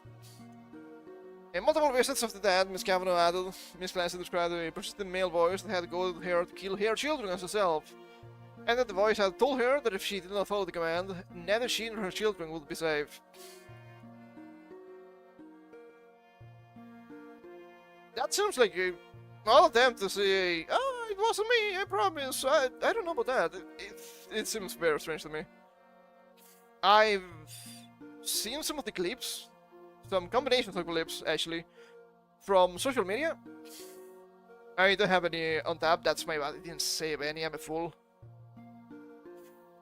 That was the attorney, I believe, reading some writings by Miss Clancy. And she was saying shit like, yeah, the baby is obviously sick, has some sort of ear infection, and the other kids are gonna get sick, the other kids are gonna get the baby sick, it's horrifying. And you're like, okay, yeah, but it's normal, they're babies. Babies get sick all the time, okay? They have not increased their defense skills yet, because they're new characters. But that's fine, okay, that's fine. If the baby is sick, it will be fine. Babies get sick, but we have the technology, okay? I don't think there's anything nothing real is gonna happen to the baby. I mean, I wouldn't hope so. I guess it's not gonna happen anything to the baby now, but for different reasons. She seemed to be completely out of her mind. And I guess you can imagine it here. Many women on TikTok were like, same queen, while crying because they had babies. That's so fucking scary. I've seen a tweet early today. I didn't save it, I think I was in the bathroom. Maybe that's why. There was a guy that actually broke up with his girlfriend. Might have been a fiance, I'm not sure. Because of the situation. And she was like, you're gonna break up with me because we have a different opinion? And the guy was like, no. It's because we have obviously starkly different values, and I cannot trust you to have my kid. Which is a reasonable thing to say, right? If your girlfriend, fiance, or wife starts saying, she was right, she did nothing wrong, that's not a red flag. That's the entire continent filled with red flags. It's very scary. Because now you have to consider, is this woman actually gonna kill my kids? It's an actual possibility. And even if you try to vet the women you date, until something like this happens, you don't see that string of thought. It's shit scary, man. I don't want to say that all women, because it's clear not all women. But a lot of women are actually deranged. It's really that bad.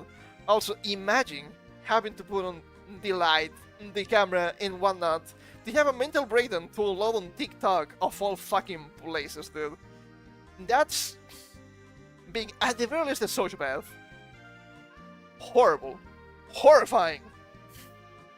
Do not engage with these women. Dr. Cecil, who testified on Thursday and Wednesday, and told jurors that he had met with Miss Clancy, repeatedly after the killings, said that he had also heard her describe the voice. 2 weeks after the killings, Dr. Cecil allowed Miss Clancy, who was handcuffed to a hospital bed, to use his phone to call her husband. She expressed love for him, Dr. Cecil testified, and she had said that she heard a male voice ordering her, telling her that she didn't have any choice, but she had to kill her children and then kill herself. While this was happening, the husband was calling her on the phone. He was out just getting normal stuff, right? Doing normal shopping, getting groceries and whatnot. And at some point, I've also seen those videos, he was like, okay, I guess I need to call back, because the usual brand we buy for this, they ran out of stock. So, what do I get instead? And she was normal, talking to the guy. He said that she seemed a little bit tired, and he assumed she was probably just bathing the kids, which, I mean, it's something that you have to do, especially with the babies. They get dirty very easily. I don't think her testimony is proving any capacity, if what he says is correct.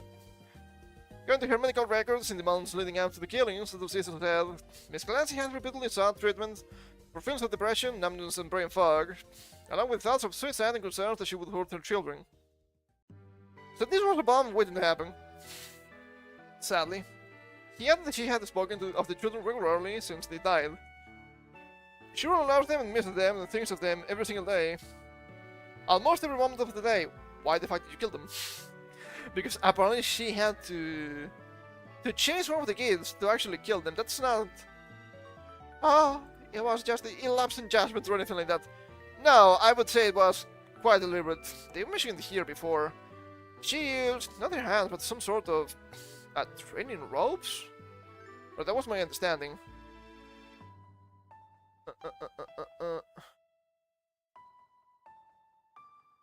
Strangling, okay. They mentioned here, we read that, I don't know what it was. It's events. Yeah, that's not something that just happens in the moment. I wouldn't think, at least. It's... yeah, probably, I don't want to say premeditated, because that may be too powerful, But it was not a random act either. The hilarious thing of all this is how deranged lunatics on social media are going for the husband, or ex-husband. Oh, look, this guy, he remarried. I mean, it's been almost 4 years. Maybe being married again is a little bit fast, but being with another woman is probably fair. You want to be still with this here? Absolutely not. Then we have the magicians on TikTok, they know everything. You see, she's a Gemini. The Gemini didn't kill the kids. No, it's backwards. She's a Leo. Leos didn't kill their kids. But the husband is Gemini, and they killed the kids. Therefore, it was the husband. Insane. Absolutely insane. I'm the mystic guy here, and I will tell you, you know what? Some of this mystic stuff, the star bullshit and whatnot, can be more accurate than what you think. Not those guys. They don't know anything of what they're talking about, clearly. They're just way too bored, they have too much access to the internet, and they are way too deranged. Sadly. But it's been rough. On top of that, I've also seen some people defending this. I've also seen some alleged right-wing women, self-described as Republican, saying, see, this is the problem. This is the problem with Republicans. You're going for the women now, and you're just ostracizing them instead of understanding what is happening. No. No. That's not what's happening. Killing your 3 kids in cold blood is not something that you have to justify. It's bad, okay? Just because it was woman doesn't mean, poor woman. No.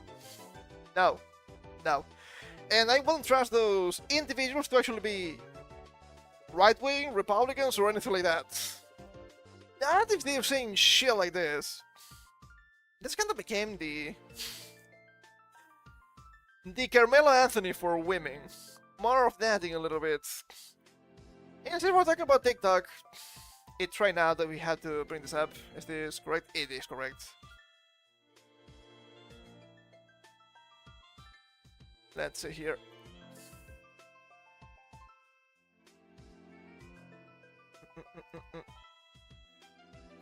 You're bringing short videos. Cognitive control takes a snack break. Wow. Did you know that maybe platforms like TikTok are bad for your health? Yeah, you knew? Yeah, we all knew. I could just finish this segment here, but no, we're gonna go through this. Surprisingly enough. The vegan Gen Z stir may not be entirely a theatrical response to being asked whether anybody works here. A new neurological study found that preferred short videos significantly deactivated 2 regions of the brain associated with cognitive control. This is not great. This is the copy-paste, and it's not done properly. We're missing some spaces. I hope I don't choke too much. The findings suggest that watching an appealing stream of bite-sized clips shifts the brain into an immersive, low-effort state in which self-monitoring takes a breather. So yeah, people are getting lobotomized. Hey, I've been saying this for years, and they call me the crazy one. Who is crazy now? Well, I am truly a madman. Sam clearly insane, so who knows? In other words, all the regenerations are necessarily imagined defense of a media that assembled from videos shorter than the useful life of an open bag of Doritos. Well, that is not fair, okay? They have a lot of chemicals, so they actually can last for a long time. The research doesn't prove that short videos cause shrinking attention spans or the Gen Z stare. It does show that when young adults watch clips they liked, parts of the brain responsible for monitoring behavior and exerting control became less active. So it's like exercising, but negative. For advertisers, there's both an enticing opportunity and a flashing hazard sign. Short videos can slide past the brain's usual gatekeepers, producing unusual frictionless engagement. Unfortunately, frictionless is also how the industry describes a water slide before somebody hits the concrete. Just don't hit the concrete, it's that easy. Say it that way, they will never sue you. Isn't that good? Study publishing neuroimage examined 56 healthy young adults with an average age of 23.3. Researchers from Zhejiang University use functional magnetic resonance, that was actually the words, imaging and magnetic resonance spectroscopy to measure brain activity and concentrations of glutamate and gamma aminobutyric acid, or GABA. GABA. The GABA cool! I don't think it comes from this, but it would be funny if it did. Participants watched 2 6-minute blocks of short videos covering people, pets, games, and nature. They could escape any clip by pressing a button. Videos watched to completion were classified as liked, while those abandoned before the halfway point were classified as disliked. The dorsal anterior cingulate cortex and dorsolateral prefrontal cortex showed significant deactivation when participants watched preferred videos to completion. Those regions help people monitor conflicts, weigh effort, and insert top-down control. Dislike clips reduce different response. Activity in the dorsal anterior cingulate cortex returned roughly to baseline, suggesting that an unwanted video reawakened the machinery needed to make a decision. Apparently, nothing restores higher brain functionality like bad content. I don't think this is necessarily accurate. This is somewhat relates to something I've been thinking about recently, something that's pretty obvious to me at least. You know how there's a push for, yeah, this is things that you like, so of course you might enjoy these people that also like this. Why not go to these tags that you enjoy? We say this on social media. But I think that's actually the wrong approach. It's much more important to band together with things you actually dislike. Do I have anything in common with my friends? Yes, I do. But the best thing we have in common? The things we hate together. That sounds a bit odd, but I think it's more important to actually block things that you don't want to see than watch things you actually enjoy. Because normally you would have a neutral opinion of most things, especially things you don't know about. So, if you get random posts, yeah, between neutral and positive normally. But the stark difference is that when you go into the negative, if something you don't like, it's a sharp change.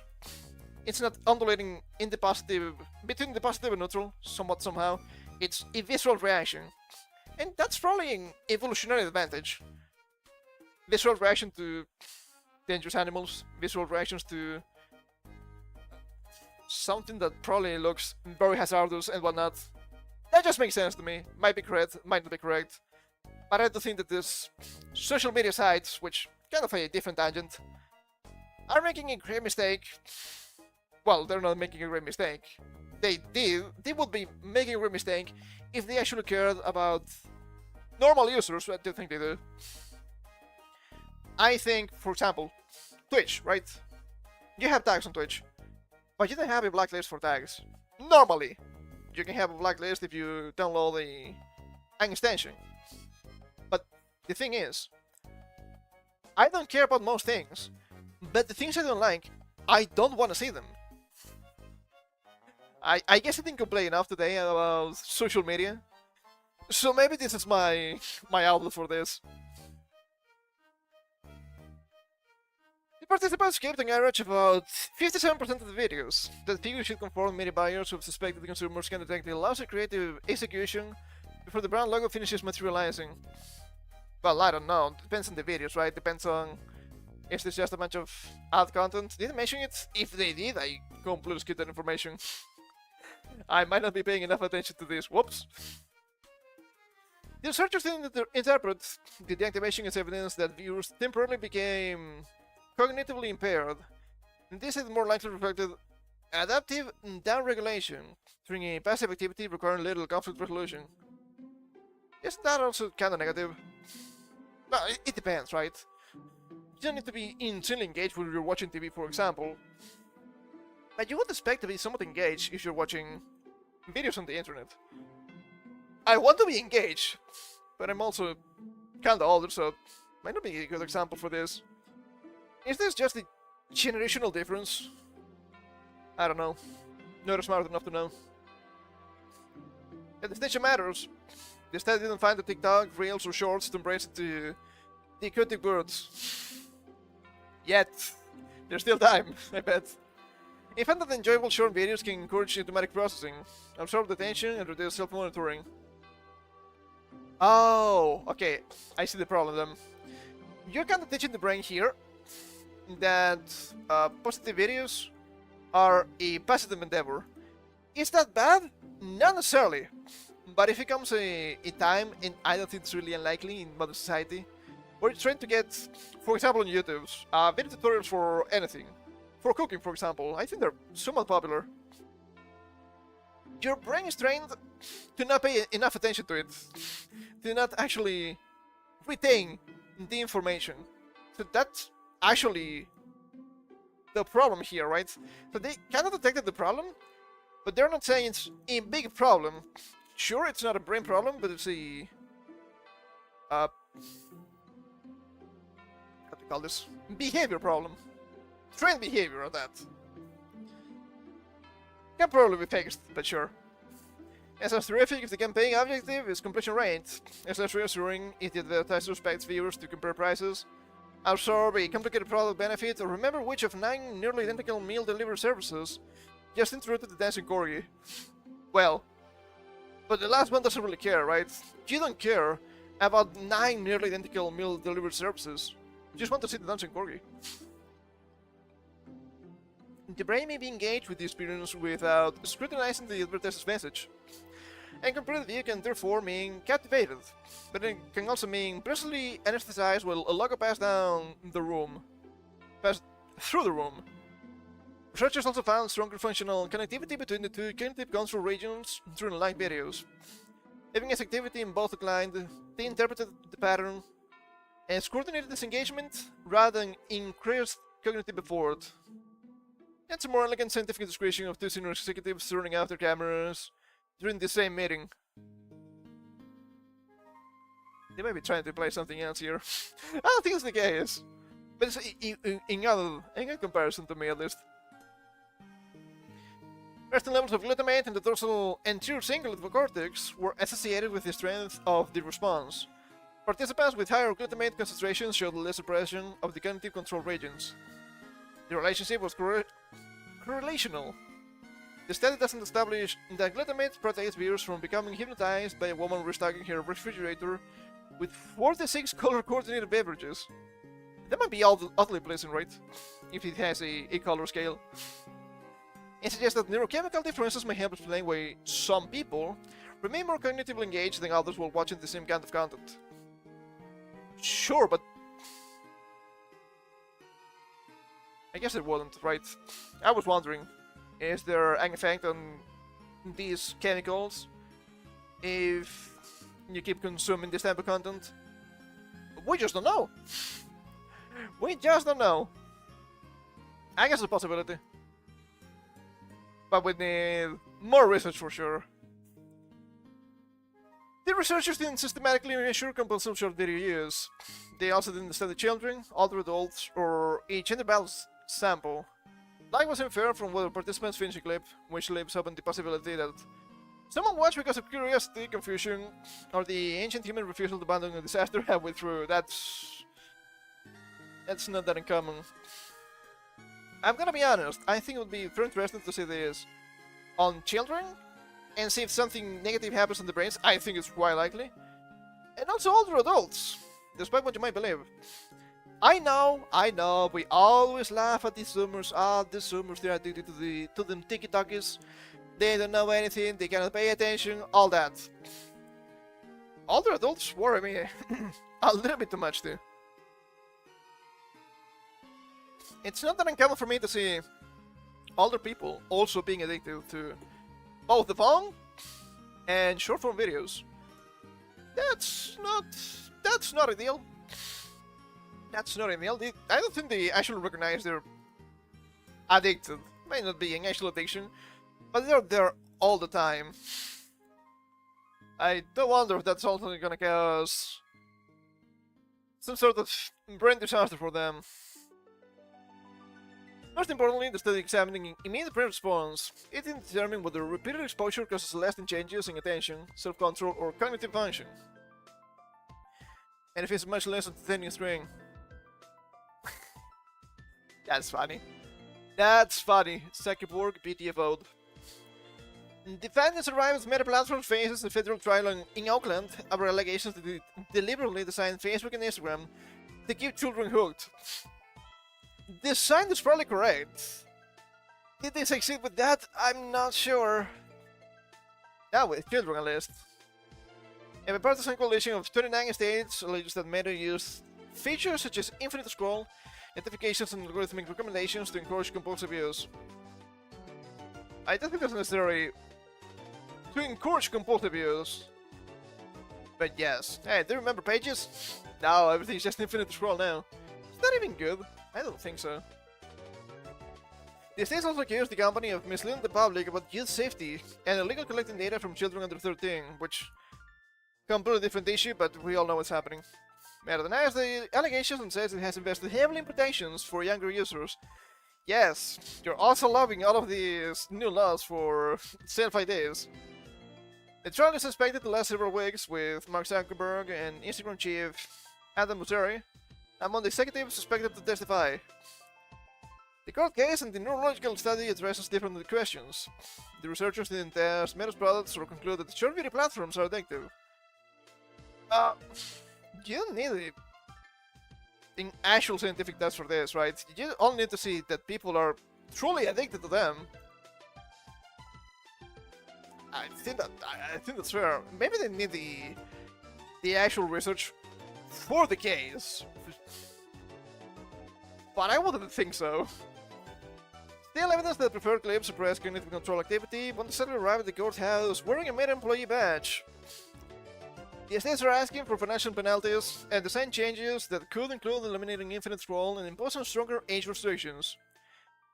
Meta has said potential damages could reach 1.4 trillion USD. So the states haven't publicly specified an amount. That's a huge amount of money. Tackling down the national debt? Unlikely. I kinda wish it did. For media buyers, the report strengthens the case that short video is neurologically distinctive. Terminal television chopped into vertical rectangles and fed espresso. Its ability to reduce cognitive effort can make short video extraordinarily efficient at holding attention. We also make interruption, repetition, and algorithmic personalization more powerful than traditional exposure metrics suggest.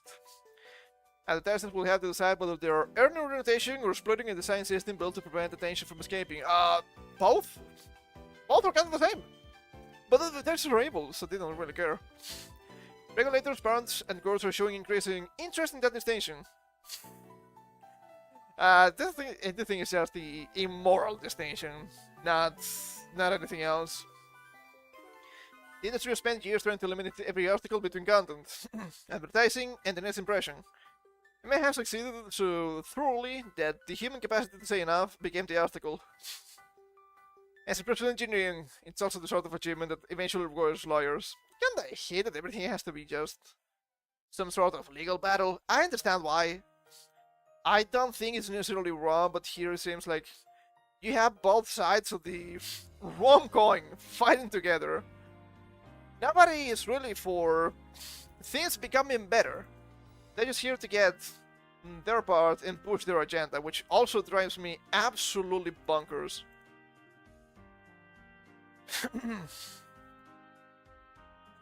Then again, if I can say anything to anybody, is to please don't use these short video platforms. It's not worth it.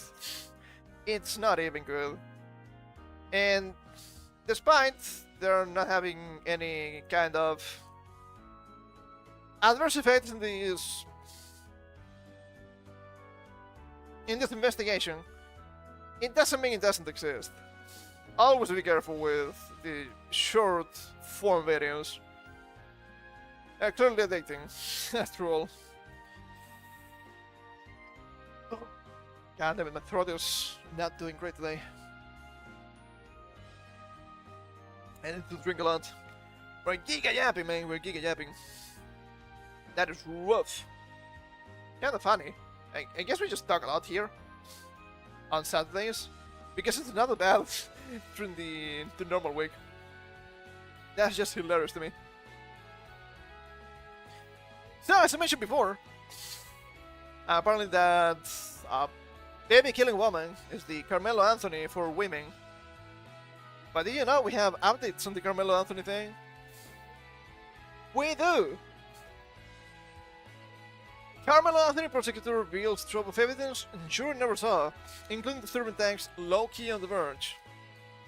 This comes in the wake of the judge for the last trial got the boot, and they're trying to retrial Carmelo Anthony.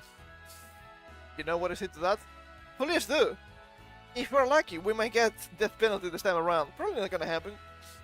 They're trying to say, and this was skewed against the kid because, you know, there was no black people in the jury, so there was some sort of racism here. They tried to get the black people there, but it didn't work because it was the black people themselves that said, yeah, you can't just send the brother to jail. Justice? What kind of fucking justice? Nowhere to be seen. If there was no black people, it's on them. Also, it was not just a jury filled with the whiteys, okay? There were Latinos and there was like an Indian woman or something like that too. But the new evidence seems to be pretty damning for Carmelo Anthony, not for Austin, which is hilarious. They're not to push that Austin was an insane racist. And even if that's the case, it doesn't really matter because they didn't know each other. So Carmelo Anthony couldn't know that Austin Metcalf was a gay racist when he was clearly out for blood. Literally out for blood, by the way. We'll see here. Carmelo Anthony says Garfield reported that he was stalking her hours before he stabbed Austin Metcalf, and he had threatening and violent texts on his phone. The prosecutor revealed at Anthony's appeal here on Thursday. The jury never heard about Anthony's disturbing history, or about Metcalf's juvenile criminal record because of a gentleman's agreement with the 19-year-old defense ahead of his murder trial. Calling County Assistant District Attorney Bill Wiersky revealed. This gentleman agreement, they're trying to say, but yeah, the trial was so fast and it wasn't fair for Carmelo Anthony. They were trying to make a fast trial because they want to make this into a powder keg for the race war. But as we see here every single Saturday, if you don't go to the race war goes for you. You should have considered yourself lucky that you only got 35 years. Everybody knew 35 was extremely lenient for this. It should have been 50 plus, if not life, right? Now, I think most people like me were cheering for death penalty. I was out of the question, maybe it shouldn't. Maybe it fucking shouldn't. Gentleman's agreement. Yeah, this is not talking about Austin. Don't know if they're gonna mention anything here. I have another tweet about this with, I'm assuming, more information. He told the court Anthony's high school girlfriend confided to an assistant principal on April 2nd, 2025. Anthony was stalking her after a breakup, and he was obsessed with fights, guns, and knives. According to local outlets at the hearing, Anthony also sent a picture of the knife and told his ex-girlfriend, "I'm low-key on the verge," Warsky said. He was spiraling, the prosecutor added. Apparently this was the same day he killed Austin Metcalf, by the way. That's the image he was showing from for the knife. A few hours later, Anthony stabbed Metcalf to death in the right hand at a track meet at the high school. In exchange for prosecutors not using that evidence in court, the defense lawyers agreed not to bring up victim Austin Metcalf's juvenile criminal history, which included graffiti that included vile racist stuff.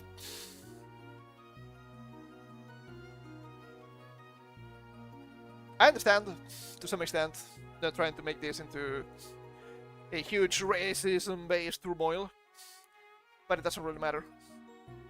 It doesn't really matter, because the guy didn't do nothing. So of course they will try to do anything and everything possible to get this guy free. The no evidence is far more damning for Carmelo than Austin, clearly. What I don't like about all this is that they're trying to portray racism as the ultimate crime. See, the guy was racist, so the stabbing was reasonable. See, maybe Austin said the N-word, so that's fair. Do you think saying the N-word guarantees... or warrants?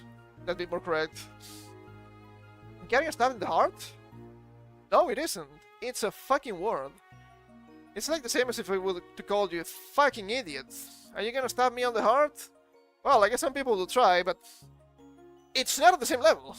It's clearly not on the same level. It's not the same time we see something like this, right? I mentioned this case before.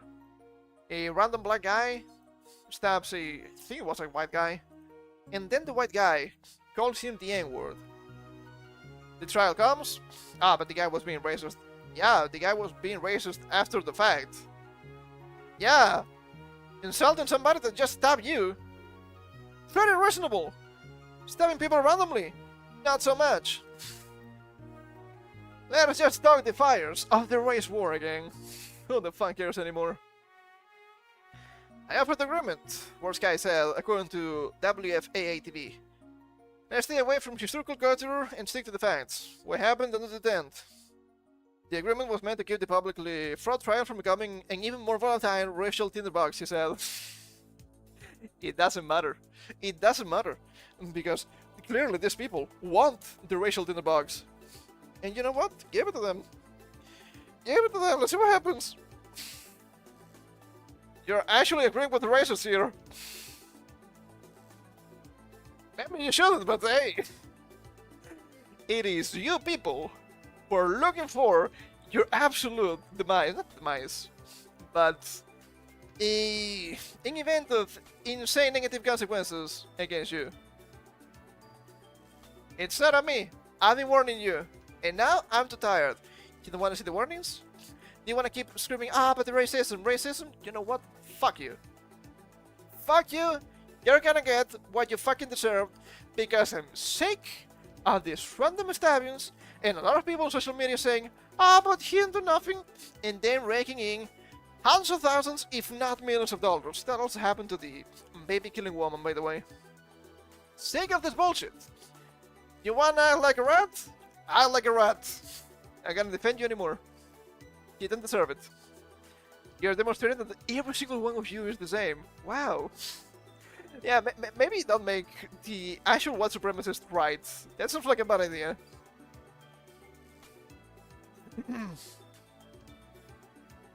Anthony was convicted of murder and sentenced to 35 years in prison, but he's appealing the conviction. A legal victory for Anthony. The judge who presided over his trial was removed from the appeal on Wednesday. Retired District Court Judge Michael Chitty was taking assigned to consider the motion from Anthony's attorneys asking for a retrial. Anthony's attorneys had asked for Judge Sean Roach, very apt name, I guess, to be removed in part because of a TV interview in which Roach said jurors got it right when they delivered a guilty verdict. Well, I think this case is pretty cookie cutter, man. Don't know what to tell you. In his opening statement at the retrial hearing, defense attorney Russell Wilson then Roach ran a shot docket, WFA-TV reported. Is this about the jury? No, it was accepted by both sides. It's so stupid. He argued that the June proceedings were marred by the strict courtroom rules and improper jury instructions. Oh, please, make it public. Nice. It's the only thing I'm asking now. Anthony's team has said his decision to not testify came through a dispute with prosecutors over an agreement to focus the trial on the events leading up to the stabbing. I think the defense and Carmelo Anthony are both retarded. Wouldn't be the first time. National attention on the killing intensified last year. The families of both Metcalf and Anthony said they had been targets of harassment. Yeah, I know. I have seen. That's the current situation we have in the West when we talk about this racialized bullshit. Yeah, it's kinda loud now. The mixing is not the greatest here, I'm afraid. And I'm gonna be honest, the abuse the Metcalf family has received, absolutely insane. Absolutely insane. You know what? Your kid got stabbed randomly. What is your fault? It's your fault and you're also racist. Yeah. Yeah, surely things will calm down. Impossible. Impossible. We've seen the clips, we've seen the news, we've seen all of these cases. Nothing new. Several schools were competing at the track event when Anthony sat in the Memorial High School tent. He was perched in the bleachers. McGaff and others had repeatedly told Anthony to leave. Witnesses testified, leading to an escalating confrontation. Prosecutors said Anthony provoked Metcalf, and witnesses testified that Anthony was the aggressor. Anthony at one point reached inside the bag and replied, "Touch me and see what happens," according to a police report. Metcalf pushed Anthony, according to witnesses. He said Anthony then pulled out a knife and stabbed him in the chest. The funniest shit of all of this is that when he was grabbed by the police, when this just happened, he said he just got the guy. He stabbed the guy. Why is this a trial? I'm not sure. Maybe about the gravity of the situation, I suppose. But yeah, there's such a good lad. He didn't do nothing. Well, about that, I had this from Sarah Fields. She actually brings a lot of information from these legal proceedings, and she seems to be pretty accurate from what I'm seeing. Probably not flawless, but I mean, we all make mistakes in the heat of passion, Jimbo. When Carmelo Anthony fatally stabbed Arthur Metcalf, prosecutors report he sent a text message at 1 AM that read, "I'm low-key on the verge," and then stressed the point further. There the morning, April 2nd, 2025, only hours before Carmelo Anthony stabbed Arthur Metcalf to death at a high school track meet. Prosecutors stated that Carmelo Anthony's girlfriend, or a Centennial High School staff member, he was engaging in stalking behavior, to include, but not limited to, traveling by her home and refusing to allow her to end their relationship. That's a normal thing to do. In a 75-page filing, prosecutors also noted that Carmelo Anthony had earlier been accused of taking his girlfriend's phone and, in October 2024, drafted a to-do list instructing her how to handle, quote, weirdos, which include the line, "Saying someone's lick like my BF kill people." I have a lot of trouble trying to parse this slang.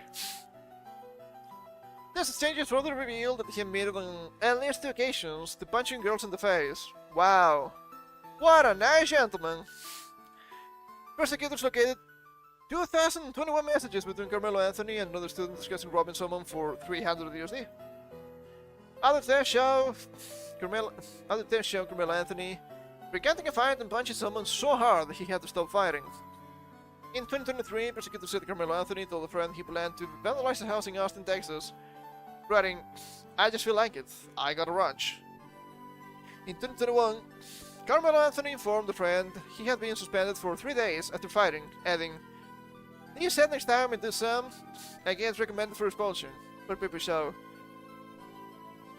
So what we were told about this kid was actually wrong or fake? Whichever you want to say. But he was a good student. He had good grades.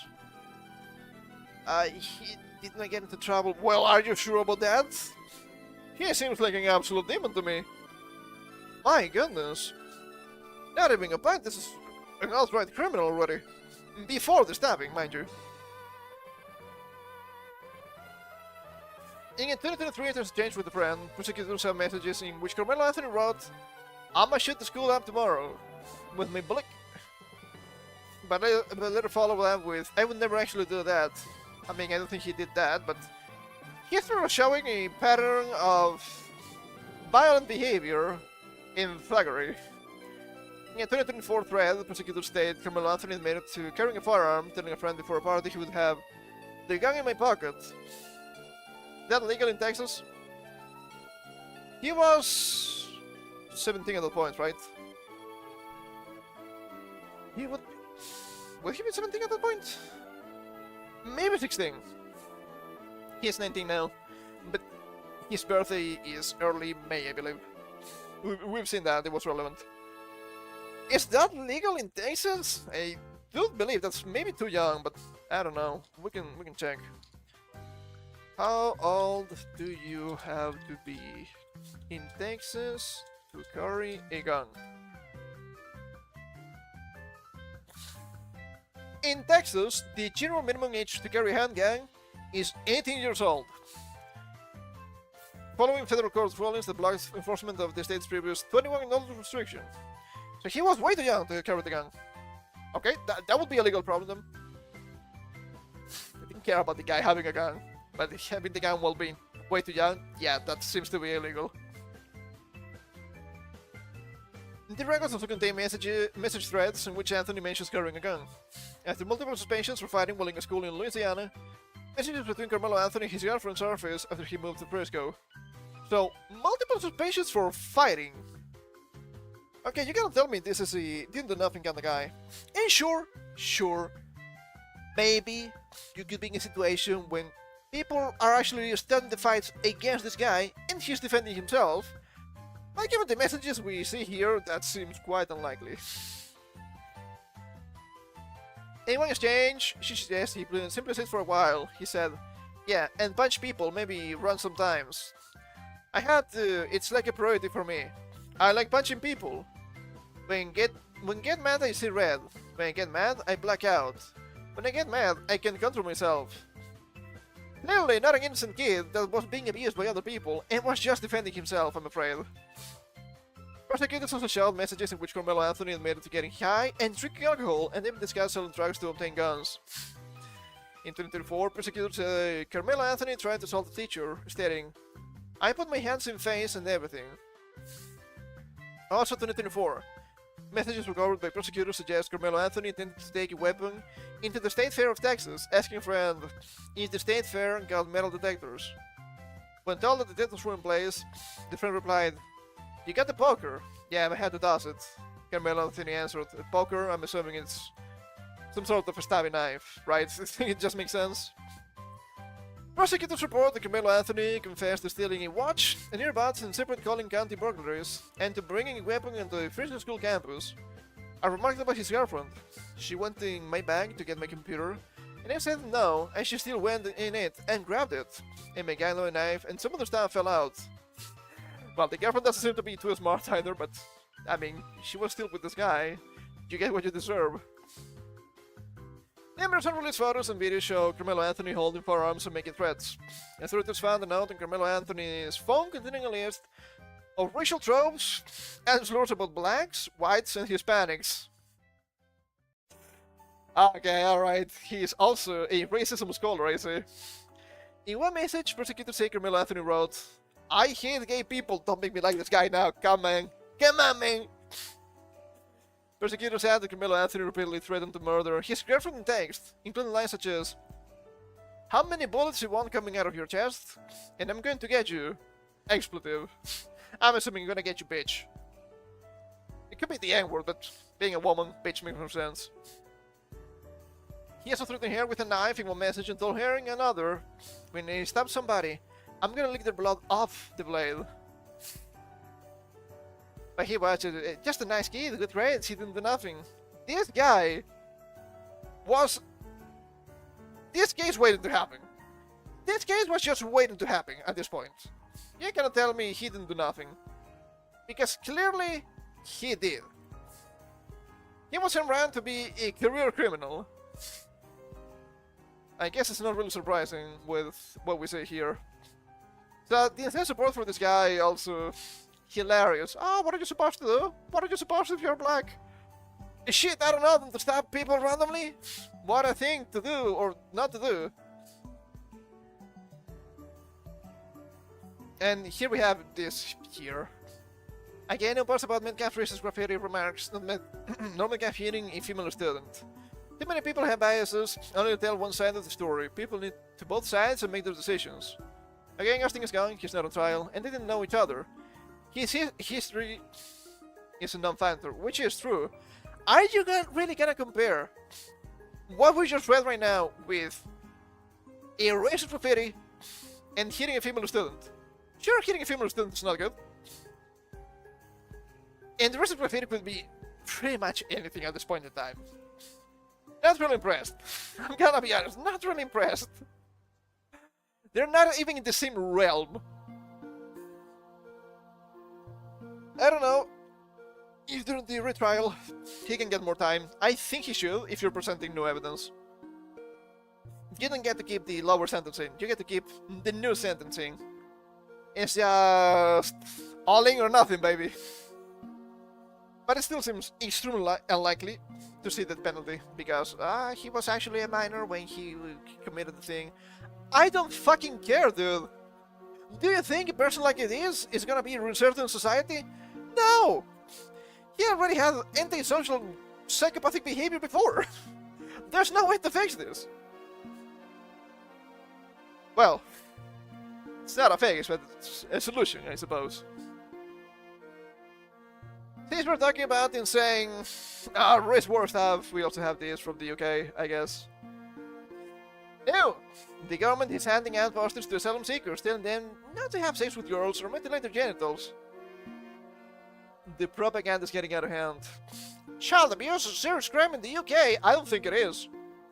They're not being punished for this, so I guess it's actually not.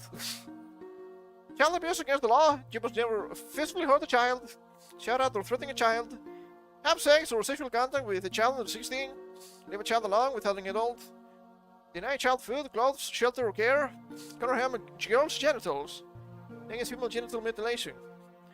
This is happening week in and week out, and you're not persecuting this. You expect me to believe this is done in good faith? No, it isn't. If you break these rules, you could be arrested by the police and sent to prison. This could affect your asylum claim. If you had to send out these flyers, at this point, you have the solutions. And the nice one is still send them back and don't let them back in. The second solution might be, you know, heating up the oven. It just works. Might not be the best solution, but it's the final one. And the Standard Behaviors and Expeditions in the UK, a guide for asylum seekers. In the UK, both people must say yes to sex, to skull consent. If you have sex with someone who does not want, it's still rape if you're married to the person or in a relationship. If you have sex without consent, that you could go to prison. No, it's actually not happening. I don't live in the UK the same way, you're right, this thing is dingy. After asylum seekers, get the fuck out before we get you. Yeah? Could be arrested? Could affect your asylum claim? Get out of here. Meanwhile, the asylum seekers. The same can't stop me because I can't breathe. Ah, man, such cases. I did not bring out the link before. It's just a bunch of small links instead of being images. What a shame. What a shame. I bet the propaganda will work. I mean, another lies you can tell yourself, right? All the lies you can tell yourself if it makes you feel better. Which, it doesn't make me feel better. And for friends in the UK, there's still more. Here from Rupert Lowe. Nothing to ruin your Sunday, I guess Saturday in this case. I have just come across evidence that proves the government plans to continue welcoming illegal immigrants until 2039. 2039! 13 years from now. And we have the proof. This is an absolute scandal. Right on. The Home Office is advertising for a long-term transformation program in the delivery of asylum support and accommodation services. It's not happening, but it's actually happening and it's good. But if you talk about it, you're a Nazi. Holy shit, dude. What do you want from me? Well, call me evil if you must. You cannot call me wrong. Or incorrect. Basically bringing all the existing concepts together. They call it the transformative reprocurement. They're searching for suppliers who can do the following. accommodation provision to meet the varied needs of asylum seekers and to support community integration. Accommodation management to ensure a safe, suitable, and responsible living environment for asylum seekers. Transport provided 24/7, 365 transportation service that is timely with professional drivers. All of this is way better than what actual Brit bonds get, even while they pay the taxes. Sustenance, receive appropriate cash, and an appointment card is provided with your money. Safety and security, ensuring the safety and security of the illegals. I don't want them to be safe and secure. Audit insurance services for inspections and reviews to identify areas for improvement. Service user assistance support throughout their asylum journey, from initial application and arrival at accommodation to integration into the community. Integration. They keep saying that it will never happen. They will get you killed instead. Helping the illegals to access local services. Well-being and safeguarding, especially safeguarding and staff, must be deployed. The counter start date, September 1st, 2029. End date, August 31st, 2036 with a possible extension to 2039. 2039! Think about that. The illegals are going to keep coming and coming. Their running establishment is planning to accommodate them until at least 2039. Traitorous. I want to be really clear about what a restored Britain government will do. Every illegal migrant arriving will be deported immediately, paying one more child. Every legal migrant living in Britain will be deported, paying one more child.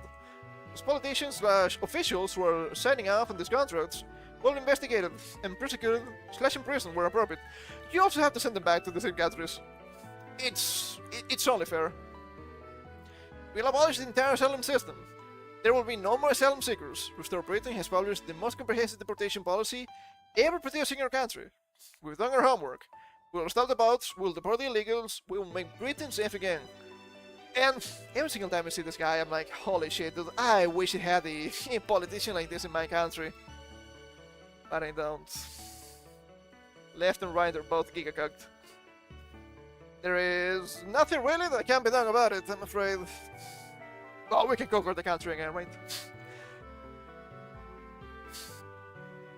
A government that shields strangers who prey upon its own people while leaving those people unprotected. Access to govern and began to betray. Not wrong. Not wrong. This is also hilarious. I don't have the tweet. This was more than a week ago, so that's why. There was a British politician, female politician. She was some sort of mayor or something like that. To that level, it was not the highest status of politics. And she said, you know what? To avoid these immigrants to keep raping, maybe we need to add some brothels to these rural locations so they can just fuck those women. Wow. State-sponsored raping. Well, it shouldn't be surprising, but it's horrifying when a woman says it. I'm gonna be honest, my solution is way easier and way faster, but for legal reasons I cannot tell it here publicly. Please understand. But trust me, it just works. I'm sick of these people. First, you get the immigrants, and second, you also kick the traitors. And when I say kick, well, I'm not talking about the stream inside, clearly. Absolutely horrifying. And to finish our insane race war lot for today, I guess we had to go through what might probably be the most insane piece of news I've ever covered. Originally this was on the Telegraph. They took it down, so I had to find it somewhere else. It might not have all of the information, but I still got an article, thankfully. From GB News. Teenager murdered by Indian gang is part of shocking 100,000-pound testicle trafficking blood. It's baffling. This is just absolutely baffling. Let me close this. A 17-year-old boy was murdered by a gang in central India who shockingly removed his testicles to be sold on the black market. According to local police, who the fuck would want Indian testicles of all things? The suspects were understood to be influenced by a social media video, falsely claiming human testicles could draw high pricing overseas markets. Is it kind of funny when the Indians are getting scammed? Sorry for the kid that died, though. Police said they can't believe that by removing the boy's testicles, they could fetch some 12 million Indian rupees, equivalent to almost 100,000 pounds. Police have arrested the alleged ringleader, 20-year-old business student Sohaib Khan, and 18-year-old Amir Qureshi. It sounds oddly Muslim. Maybe Central India. You would expect this to be more to the north, but I guess I don't know enough. Understanding members of society. 3 young people under the age of 18 have also been detained in connection with the killing. Investigators claim the Khan recruited the group and claim to have medical knowledge that would allow him to remove the organs. Oh, for crying out loud. Oh, of course he would. Yeah, he read them too much. Police said he had purchased a white apron, stethoscope, and thermometer online, and used the items while allegedly training members of the group to do the same. The victim, identified as Rehan, is reported to have worked as a street vendor selling pens and keychains at the market near Iqbal Maidan in Bhopal, the capital of Madhya Pradesh. According to police, 2 men approached him and he stole on August 6th and offered him 100 rupees to help with the fight near Katalpur on Lower Lake. I mean, 100 rupees, if it wasn't something it would be decent money. Actually, India, this is nothing. It is understood the pair then persuaded him to follow them to a secluded location, where the thing attacked Rehan from behind and stabbed him repeatedly with a blade. That checks out. That checks out. You cannot expect these guys to make good decisions, even while being criminals. Ayush Gupta, Deputy Commissioner of Police in Bhopal, said 4 of the accused took part directly in the killing, while Khan guided them remotely during a video call. After the murder, the suspects removed Rehan's testicles and stored them in ice for 2 days while attempting to locate the buyer. When they were unable to sell the organs, Khan instructed the gang to dispose of them in separate lakes, according to investigators. Rehan's body was later recovered from Lower Lake near Dobigat on August 10th, where police identified him 5 days later using a tattoo, after his mother had reported him missing. A post-mortem examination confirmed he had suffered fatal injuries and his testicles had been removed. Police have recovered the knife believed to have been used in the killing and have deployed divers to search the lakes for the missing organs. Santosh Patel, Rebel's Assistant Commissioner of Police, said the search would be challenging and the investigators were relying partly on information from the suspects to establish where the organs have been discarded. 5 days after the fact, water body, small organs, yeah, they're probably just completely destroyed or eaten by some sort of animal. Or by somebody, who the fuck knows. Investigators have also identified several people with which the group are believed to have contacted as potential buyers. That being questions, police examine whether an intended sale was actually planned. Investigation remains ongoing as police continue to question the arrested suspects about the motive, planning, and disposal of evidence. I guess that's a good question, right? Perhaps I'm being naive, but what the hell are they doing with the testicles? Isn't it? Transplanting them, one thing that would work. Yeah, I don't think so. But hey, don't you know that everything that's working flawlessly in the West is thanks to India? Do you really think they would be lying to you? This is absolutely dire. My goodness. Ah, brother. So how about we end for today with something really funny about the AI? Shall we? Ibaraki instead of Kentucky. GCPS middle school parents suspect the school agendas are AI generated. Teachers were told to remove pages from the agendas before students took them home. It's pretty bad. I don't think this article has the screenshots. I do have them though. So we'll get to that. It took Stacey Moore's song just one day of school to spot something was off. Mom, did you know that we live in Ibaraki? He joked with her on the drive home. Of course, I had no idea what he was talking about until she opened the new student agenda he brought home from Farsley Middle School. On the pages inside, Kentucky was labeled Ibaraki. Louisiana was Lukung. And one was Alatom. And it was what? Vitwise. South Carolina was South Quanto. Arizona is Arizona. Illinois started with a V, and being it's crazy, Moore said. The bizarre map was just the beginning. There's found errors throughout the booklet, including a disrupted periodic table and unreadable faces of the moon. For Morris, the issues about accountability. Families pay a $10 instructional fee each year for these agendas. Morris also questioned whether AI was used to create the agenda. Yes, obviously so. We'll see the images. You have to pay a $10 instructional fee every year to get this agenda, Morris said. But you're making us pay for something you used AI for? That's kind of silly, in my opinion. I mean, if it was actually correct, nobody would care, right? But it's insanely wrong. Morris emailed the principal on the first day of the school, but she says she never received a response. Yeah, that's understandable. When WDRB asked GCPS about this, WDRB is this website. Wednesday, the district's executive officer of communication said, I appreciate you bringing this to my attention.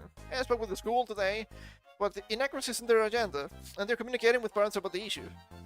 Wednesday, Fossil administrators emailed teachers warning them about a lot of mistakes on pages 19 through 36. That's a lot, that's half of the booklet, I'm assuming. Administrators told teachers to have students tear those pages out before taking the agendas home, and for teachers to keep those pages. Wednesday, the school's principal emailed parents to notify them of inaccurate information in the agendas. There's not a misprint, Morris said. Someone did not look at what they were handing out to the students.